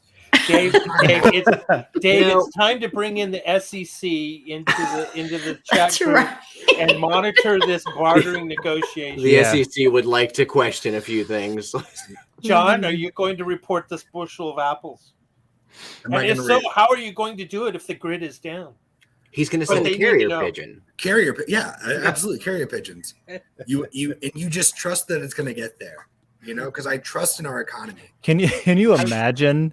Can you imagine the same trading desk, the same Wall Street today, right? Oh my God. But it's just whoever's pigeon gets there first. It's just like, oh, this person wants to trade. Okay, let's do that. And then it's like, oh wait, Mike Tyson takes over the world. It's like if you've ever seen if you've ever seen the Harry Potter films, it's like when they have the whole secret magic world, but like owls are the things sending letters everywhere. Yeah, it's just that, but with pigeons. And I would just imagine that there'd be pigeon crap everywhere as well. Oh my God. Yeah, so not much different. No, it's exactly like New York.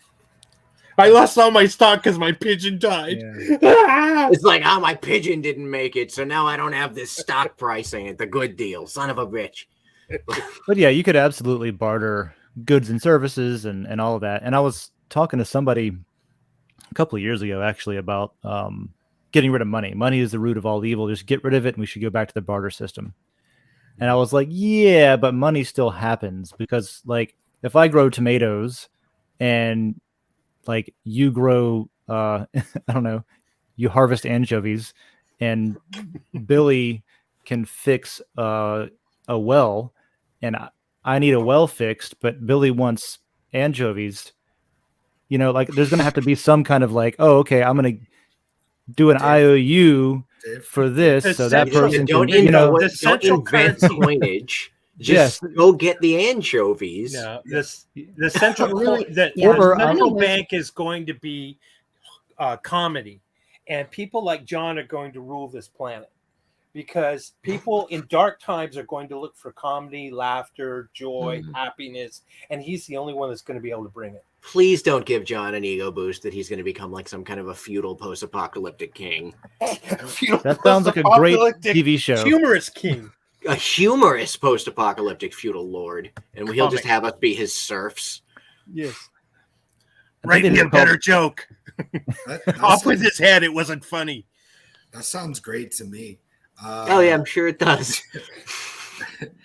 That's just like honestly, but if you think about it, that's kind of how kings were kind of chosen. It's like who's the most charismatic. Yeah, pretty much. Yes. Who can get enough people on their side? While making up as much stuff to make people believe it. Like, you know what I mean? Like, you're not, the town crier's not out there spouting truths. He's out there making up propaganda about whoever is paying them enough coin. Like, yeah, but once you become a king, you have to then do something crazy to be recognized as a king for your right to rule. So you got to like take over the entirety of France or some shit. Not necessarily. So Genghis Khan, it was like the original fake news guy. Most people didn't know how to write or read in his tribes or whatever, because they were actually clans. And he united the clans. And then he went to go invade China. And what he did was learn that the Chinese were very learned and read and could read and all this. So he had his people write fake news stories about him being this badass conqueror and these people. And then he had, so they would typically like go out, and the night before they would go in and conquer something, they would light these fires. And there were usually, for each fire, there were 5 men. So he had each man light 5 fires. So the Chinese thought that there were like extra people. There's hundreds of camps out there. Oh, that's brilliant. Coming in, and there were all these fake news stories that had been coming into China before. So they caved and surrendered before he even had to come in. And that's how he like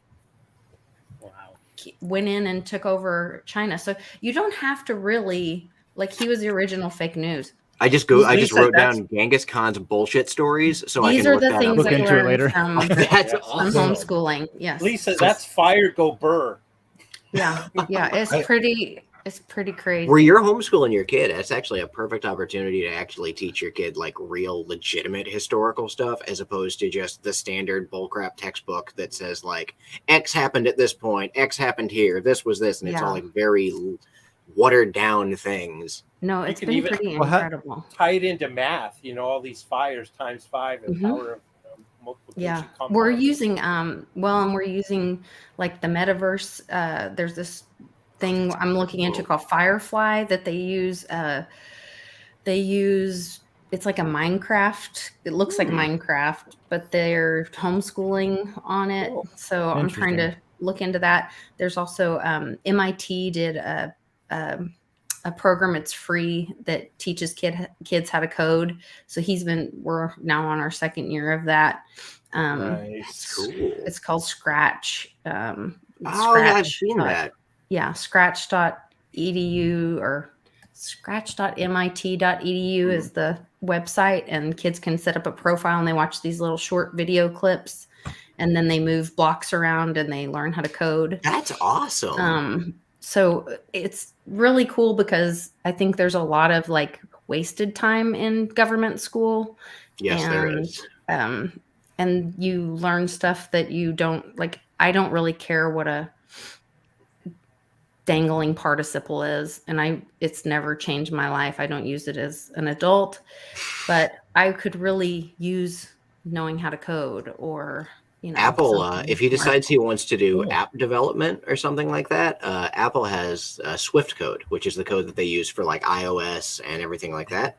And they have little games, like you can download a thing from Apple that it's a game, and you build the game with the code as you go. And I actually did a couple of the assignments on it to learn how to play around with Swift, and it was really neat. And you just download Swift code? I can't remember. I think it's just Swift Adventure or something on the App Store. But I'll actually look it up and send something over to you about it. But it was a lot of fun when I was playing around with it. They announced that a couple of years back when they were doing a keynote. Cool. I have not seen this before. I just looked up, obviously it's on screen now, but I looked up Firefly, what you were talking about. It looks like Minecraft, but for education, like a virtual school, that kind of thing. Clever. I wonder how, and I took a half a year of homeschooling, if that counts. But how do you decide what, in the history subject specifically, right? How do you even figure out what is accurate history? That's always been my sources. You've got to find your actual real. Like the best way I've found to accurately get pictures of history is to not look at like books. Don't look at published things like that. Personal letters. Find an actual like person that is a historian or something like that. Maybe they're a professor somewhere, and you can tell that they care about the subject. And then look at like their literature that they've published on it. For instance, I'm going through a couple of courses by a guy named Bob Breyer, who is an Egyptologist, and he cares about his subject. And I've learned more from that just because he's enthusiastic. There is you said don't look at books. No, don't look at books that are you said, no, you literally said hold on, give me a second. Go back. Oh my God, Fahrenheit. Anyways, don't look at now you referenced a book. What are you talking about? Don't look at like a textbook don't go to your local high school and get 8th grade world history. It's like you're gonna hear about Otzi the Iceman and everything that's wrong about him. One of the things, so Ben Simchi, Bitcoin Ben, and I drive all over the place and go to different things. And he loves history and loves American history specifically. And one of the things that he said he learns a lot from, and one of the things he looks at is personal letters more than what you've been told. And so like he'll read all of Abraham Lincoln's letters, personal letters that he can find. It's called period sources. That's so that would be called like a primary source is what it would be. So that's nice. Yeah. But the only problem with that would be like the same as like I'm learning about history by reading Trump's tweets or Biden's tweets. Like that's not, you need more than like. That's public though. That's not really a private letter. That's not like writing to his wife or what you could find. Or Hitler's Mein Kampf or, like, stuff like that. It's helpful, but you also need somebody, you also need a historian to put it in context. Everybody has their own percent of bullshit. Yeah. Or so when you're like, don't read books, which I understand what you mean by don't read books, as in like don't read like textbooks. This is kind of what David was getting at, though, right? Is that you need many sources. Right here. You guys are all wrong. Is a textbook kind of can give you a overarching view. Yeah, it's not going to give you all the details that you need and things like that. But when you've got to get through 200 years of history with a kid in 5th grade so they can pass their end of the year. But you also have to know that a lot of it may be manipulated. Bingo. You just teach to the test just so the kid can pass the test. That's all you need to do. Come on. They don't need all that ever. I can definitely get down to know words or things. With what David was saying. I remember learn what a dangling participle is. That is important. I don't know what that is. I'm going to have to look it up. What the hell is a dangling participle? I don't know. But I listened to Dan Larson's podcast. He has one on the one I listened to was World War I. And it was like, I don't know, 11 billion hours long. Isn't that the hardcore history guy? Hardcore history, yes. Hardcore and history it was the one about awesome. World War I. It was called Blueprint for Armageddon, I think it was called. And a lot of what both of you were just talking about, John and David, is exactly what I found valuable with him, was because he would take textbooks and historical documentation, but also letters from soldiers and things that you could be like, okay, this person is represented in history as being Alexander the Great. But if you had correspondence from that person and from his friends and people talking about him from the period, not written later, you can compare that and see if it follows. And there's a lot of stuff that you can get from the correspondence and from like deciphering what somebody may have written about themselves as an inflated ego thing versus what somebody may have written about them as their enemy who just wants to talk shit. And somewhere in the middle, maybe there's some truth. Having people that can, that have the time, first of all, the sheer amount of time that it would take to go through all of that and then to kind of package it together into some sort of story.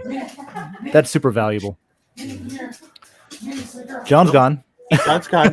I was just going to tell John. Visiting something. He's like, I like books. It just wandered away. Yes. I'm going to mute him for a minute. I did a genealogy lookup on him, and I found out that his grandfather was a court jester for King Ferdinand. Did you get that, John? Sorry about that. I got to go. All right. We're about to hit the road and get on up to New York. So all right. Safe the rest of your travel. Thanks for checking in, dude. Get there safe, man. Grammar is important. And read textbooks. I think they're good. But also, we're going to go read other stuff. Looking up Hanging Chads. Got it. And you can email me if you'd like to pay me to write you a song or a limerick or a joke. Only for apples. So yeah, let me know if you need me to write you some funniness. There you go. We can just email you. Yeah. We'll just tell our phone, email John. Or you can it'll just know. I'm just going to ship you could like tip me $5 to do with stuff. Yeah. Or send you a message on Den. Oh yeah, that works too. Hold on. I have one final point about textbooks. Okay. Let's do it. About textbooks. Now that the naysayer's gone, we can talk about textbooks. Some textbooks are actually reputable. Like for instance, so like this is a textbook on Middle Egyptian hieroglyphs, right? So it's by a guy named James P. Allen, and it is a textbook 100%, and it is like a reputable one to learn stuff like that from. But that is 1,000 times more reputable of a textbook than something you're going to find in a fifth grader's world history class. So just your sources for your textbooks. I think the biggest problem I had with my fifth grade history class was that it was like repetitive, and it was the same shit. Book that you told me to get. It was such a high level where it was just like if you had questions, and maybe this is just a symptom of where I went to public school when I was in Florida, but if there's any questions, it was always like, well, you better hope you have a teacher who is willing to spend time on answering the extra questions, or maybe even doesn't mind hanging out after class a little bit to talk about questions. I fully believe that the class itself didn't cover much. It gave you some things to believe and to write on the test. And then if you were ever like, well, it was like, that's outside. Maybe next year in sixth grade. I'll figure that out in the next course. And then, no critical thinking allowed. I think one of the reasons that I actually had such a terrible time in, like I say, my school career, going through literally from kindergarten to like second grade, I was fine. And everything past that, I hated every moment of being there. And I mean, I didn't do schoolwork. I didn't do homework. I didn't want to go. It was just awful. And it's because I feel like most of the time the people that were trying to teach me stuff did not give a shit about what they were teaching.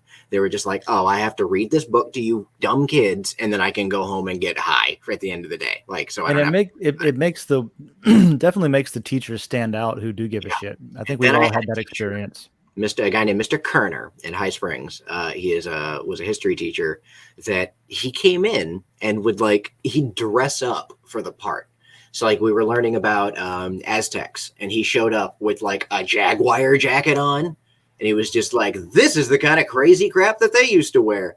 And like he would do presentations on Halloween. He dressed up as a turkey just for fun. And he was just like giving a presentation, and everybody's, making jokes at him because he's making like turkey noises and stuff. And he's just like, this is very serious. It's just one of those people that you can tell cares. And you'll learn so much more from somebody that cares than from people that don't, which is actually why homeschooling is great, because your parents tend to care about your education, and they want you to learn stuff in a way that you're going to get it. So there's my that somehow reminds me of Mitch Hedberg joke about, I think he might've been talking about education or, he said something about Thanksgiving and turkeys and stuff like that. And he was saying, I don't really know much about why the turkey is so popular on Thanksgiving and stuff like that, but I do know how to draw one. And he put his hand up, because I don't know if you guys remember or learned the same thing, but you trace your hand and you make the thumb into the head, and then the feathers are your fingers. And I was like, yeah, that's what you learn. You can draw a turkey with your hand. The national bird of the United States was almost I think it was an ostrich or an emu. Something ridiculous. The animal Yeah. instead of the eagle. If Benjamin Franklin wanted it to be the turkey. That's right. Okay. Okay. Yeah. That's right. We didn't eat turkey on the first Thanksgiving. We ate something else. But he wanted it to be a turkey, and we were just like, probably shouldn't do that because we tend to eat that bird. There's a lot of turkeys, and a lot of people eat them. My wife was just asking about that last week. She says, I understand the eagle is actually not a very smart bird. And it looks terrible. Why did we pick the eagle? And I said, well, I think because the country was weak at the time, and we wanted a strong, symbol for our bird of prey. A bird of prey, tough claw, beak and all that. And so we needed that rather than Ben Franklin's, turkey, that was actually a fairly smart bird. The smartest bird I heard is the raven, though. According to Neil Gaiman's The Sandman, I've been watching that on Netflix. The ravens are smart because this one talks, it speaks English. Yeah, They will drop nuts on a intersection. Oh, I have seen that. And watch the light turn green and red. When it turns red, then it can go down and get the nut. After it watches for a car to smash the nut, so it can. That's wild. Yeah, it's using tools. I've seen squirrels figure out how to get to a nut as well. There was this guy, I don't know if it was a lockdown thing where he didn't have shit to do or what, or if he was just his hobby, he was training squirrels to do tricks. But he would put a series of obstacles where you had to go through them at a particular order, or you wouldn't be able to, the squirrel just physically couldn't make it. And so at the end of it was a prize, like a nut or something. And he filmed, I don't know if he probably put the nut sooner so they could like learn the steps along the way. But sure enough, over time, and I think it took weeks, but squirrels figured out to go here, to go there, to jump here and do that hoop and this thing and get the nut. And as soon as they figured it out, it was like, oh, it was super easy. And I don't know, it's cool watching things watching things be intelligent. I think that's what my wife is doing with me. She's probably programmed. I want to meet your wife. Put the incentives in the right place. Lisa, real quick, do you have an iPad? I do somewhere. Yeah. Check this out. I'm just sending you. There's a link to the little cool Apple Swift thingy. It's called Swift Playground, and it's only available on the iPad. So there. Oh, okay. Cool. And it's just you build little games with Apple's code, and then you can actually use that. A couple of friends of mine have actually, my buddy Dominic has used it to actually release stuff onto the App Store and things like that, which is cool. Cool. We should probably do a now that we have our own layer, we should probably do a show notes post after these shows. Oh, it's like, here's what we talked about. Here's some links to the things we talked about. Oh, there's a hummingbird outside. Good. Squirrel. Picture of the hummingbird. Yeah. But yeah, that's like a show notes thing. That would be good to sum up. Got it. There's Squirrel. a lot of links. Yeah. Minute 38 seconds. Oh, so so now that we're just at the end of our show and babbling, not that we have not been babbling the whole day. That is our show. Did anybody try to watch the rocket launch? And see shit. No, that's Saturday now. It got scrubbed. Yeah, the next one's on Saturday, or on Friday. But I was so bummed. I was sitting here like, we're going to the moon. And then they're just like, we can't get the engine to pressurize. I'm like, damn you, Apollo stuff. Because they used so many Apollo parts for that rocket. But did they? I'm envious of you being in Florida. I'd like to go see it. It is. Yeah, we're considering it. Lucky enough to go see. I've never gone down to see one, but from where I live and from where I've always lived, I can go outside and you can look up where it's supposed to go and just see it going across the sky no matter where you're at. Wow. It's pretty sweet. And you can hear it sometimes. So the Apollo rockets, when they launched the Saturn Vs, you could hear them dead center in the state. So the new Artemis rocket uses a very similar engine system to the Saturn Vs. So, well, it's not similar. It's just it's essentially as powerful plus some. So I probably will be able to hear it here when it goes off. I've seen the bell housing of the Saturn V in a museum in DC. It's huge. It is so big. And been to the Houston and seen the Saturn V in the building. It's amazingly huge. I'd love to see it. So cool. The Artemis rocket that they've got that they're about to launch off, though, the damn thing is going to change how we do space exploration. It is. You think?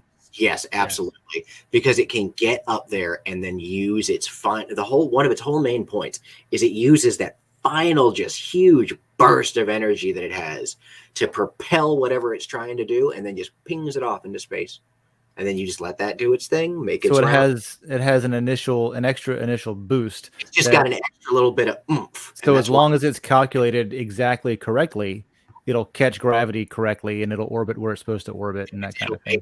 It'll essentially get its hook around the moon, and then there you activate thruster engines and RCS engines to go ahead and spin around. I've played Kerbal Space Program. I know.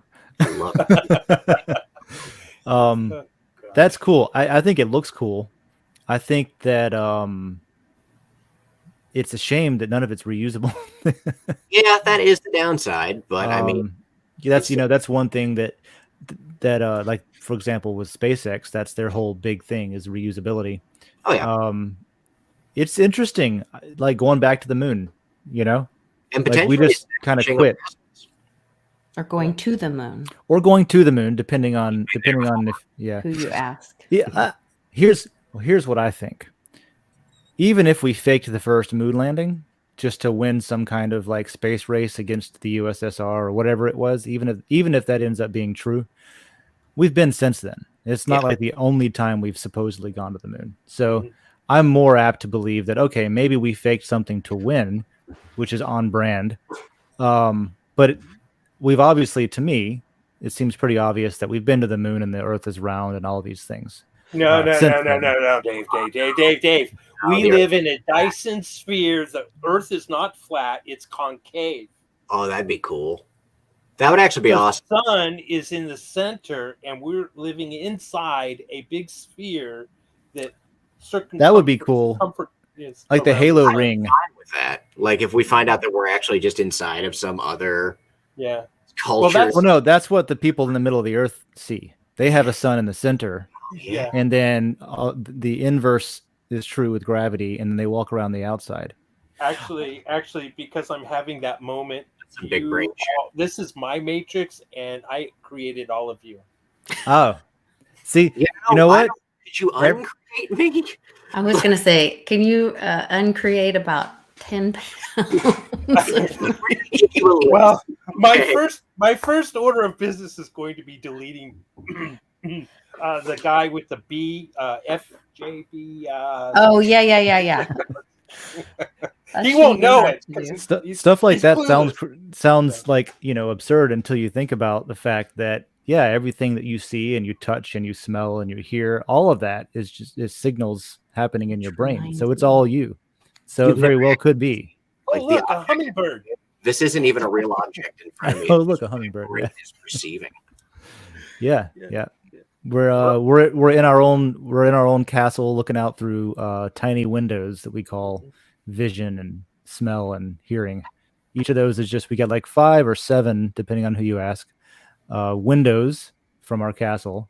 And well, there's sight, there's touch, there's smell, there's what all is there? Taste, right? Okay. What am I missing? Hearing, right? So there's the major 5, but then there's also the ability to sense weightlessness, which I don't know if that's another sense or not, but it kind of is. Yeah. And then there's this, feeling that someone's watching you. Like, what is that? Kind of thing. So there's the weird senses, the pseudo senses that my wife would say there's intuition. Intuition. Yeah, intuition is a sense that's probably based on data and pattern recognition, if I had to guess. But yeah, or there's stuff that there's genetic knowledge too, that maybe that is what intuition is. I don't know. And then there's politics. Yeah, that's a feeling. And then there's blockchain. Yeah, that's one of the Those senses. are all senses, right? Yeah. Blockchain. Oh no, that's consensus. There we go. That was well done. Well, all right, y'all. I think we're wearing out our show here. Does anybody have any topics they want to throw out so we can get opinions on it real quick before we dial our ways out? Do you want to hear something stupidly funny about Egypt? Yeah. So, when you were born, like let's say you're born in Egypt, right? You're a kid and you got your parents. Those 2 people, your mom and your dad, are going to sit there and they're going to come up with a name for you, right? But they're never going to tell you what that name is, and they're never going to tell anybody else what that name is. But they're going to give you a different name, right? And that's your name for your whole life, but it's not really your name. And the reason for that is because if anybody wanted to do magic against you, so we have a goddess that is Isis in the Greek. We're talking about ancient Egypt. Yeah, of course. Okay, I'm like, you said Egypt, and I'm like, that's still a country. So I'm there. So basically, you have a goddess in the Greek, which is Isis, and then in the Egyptian version is Ist, and that is the one who knows all names. So if you want to do evil magic against somebody, she's also the goddess of magic. You do a spell, but you have to know the person's name to do the spell. So your name is Dave, but your name's actually Carl, and I say, do bad magic unto Dave. You're fine because your name's not Dave; it's Carl. But Dave is screwed. There's no real documents about how that works. Like if somebody else's name is Dave, like is he boned? Like what happened to him? It's collateral like damage. Collateral damage. That's interesting because that sounds like that straw man thing where you're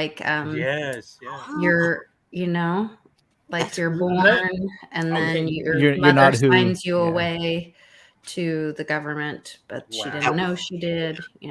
Y'all weird had a conversation with me about that over at Hogan's, one of the bars here, and I didn't really follow the whole logic of the straw man thing, so I'll have to defer to Lisa. Maybe you can send me something on that. That's a deep rabbit hole. I like rabbit holes. Okay, I got to tell you real quick on the same thing. in Mormon mythology, and remember, I'm ex-Mormon. That's right. There is a thing where you have, when you go through the temple ceremony, you learn what your pre-existent name was, and that's a secret name that only you are told and that you keep with you, and that is the name that you will be given if you live a righteous life and you go to heaven. That's what your real name is. Interesting. Not your back to earth that name. body given family name. So it's like not your physical body on earth name. It's like your whatever name you were given by pre-existence, and then you come to earth to prove that you believe in God and Jesus Christ, the Son of God, and He was the Messiah. And then if you live a righteous life, then you would go to heaven, right? And in heaven you would go by your original name, which was your pre-existence name. I never heard of that before. That's how I remember it. That's how I remember it. And it's fascinating that it also kind of ties into that Egyptian historic. Mm-hmm. So many little history things are just coupled together from other little places and different sources. It's just incredible how much stuff is similar. See, this is my matrix. I made it all up. See, this is you. You made this happen, and it's your fault. But you know what? At least you made some cool pictures on stuff. And on that note, I think we should probably scoot. Yes. All right. Well, thanks everyone. Lisa, thank you again for joining us. I always appreciate it. Likewise to I Am For I Am. When you're on here, so pop on whenever you feel like it. You're a blast. Thanks, I think guys. I might want to do these shows are great for me. It's a good way to kind of talk to people throughout the week, which is awesome. But it ain't about much of anything. It's like Seinfeld of talk shows, right? It's like a show about nothing. And not that we're as funny as Seinfeld or whatever, or that we'll ever be as successful. Only when John's on here, apparently.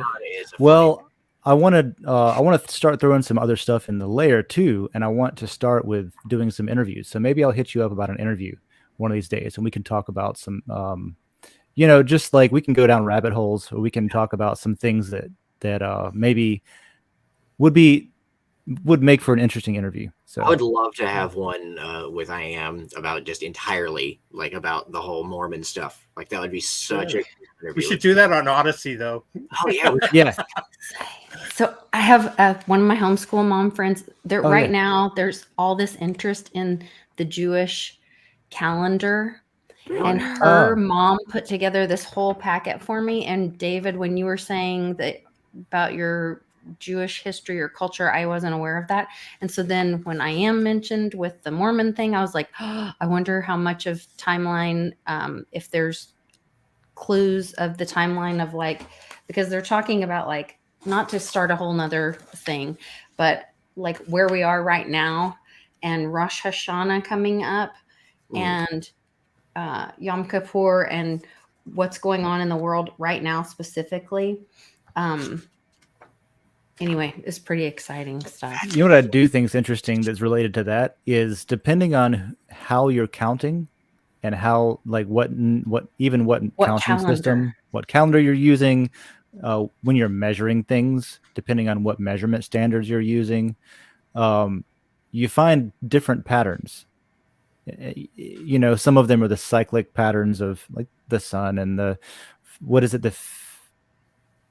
now I can't remember what the cycles are, but there's things that match up whenever you do base 16 versus doing base 10, or whenever you don't start the calendar in the year 0 as is on the calendar that we typically use globally today.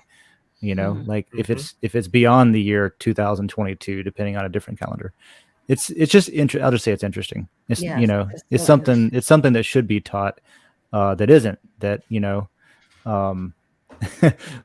Louis C.K. had a joke about that where he was talking about people winning and writing history and that kind of thing, and I don't know what exactly the joke was, but the punchline was that, well, you know who won, right? What year is it? Right? 2022 years since when? That kind of thing. And so I don't know, the whole history being written by the winners is a concept that is so mind-boggling to me sometimes, because the more you think about it, the more you have to admit to yourself that some of your core beliefs are potentially bullshit. You might not even know which ones it is. The month of August was named after Augustus, right? So, I mean, we wouldn't even have the month of August if it wasn't for Augustus. No, it was. There's two of them. There's July and August were both added because of two emperors. I once saw a joke that said whoever added these 2 extra months needs to be stabbed, and it was like, well, in fact, they were stabbed. Being on that note, though, the Julian calendar that we use now, for the most part, one of the last times that it was like historically edited was actually Julius Caesar. He went through in, I think, in the 500 something AD and sorted out like big discrepancies in the calendar and made all the months work so that, seasons make more sense and everything like that. So the one that we use nowadays is almost has been pretty well accurately practiced since around 500 AD onward. Mm-hmm. So there's your random bit of more crap for the day. Interesting. No, I love it. Good old Kaiser. Good old Kaiser. Glory to Kaiser. Kaiser Sose from... Oh, God. No, a wrong Kaiser. Oh, Kaiser Wilhelm. Right. I think that's it. Thanks, everybody. Thanks, everybody. We'll get together at the same time next week, and we'll talk about things and stuff. Maybe John will be in New York. Maybe John will be in New York at that point. And he's made it there. Yeah, he can tell us all about New York. I'm sure he will. All about all of New York. Your intro video was just so impressive. Again, oh my God, it hurt me. You want to watch? You got to see his intro video. Yeah, if you didn't see the intro video, can we play it as the outro? We'll play the intro as the outro, and there is a countdown burned into it. So what it's going to do is it's going to count down to the outro. Yeah, that's perfect. But it's such a good intro. All right, here we go. Bye, everyone. Thanks again. Ya.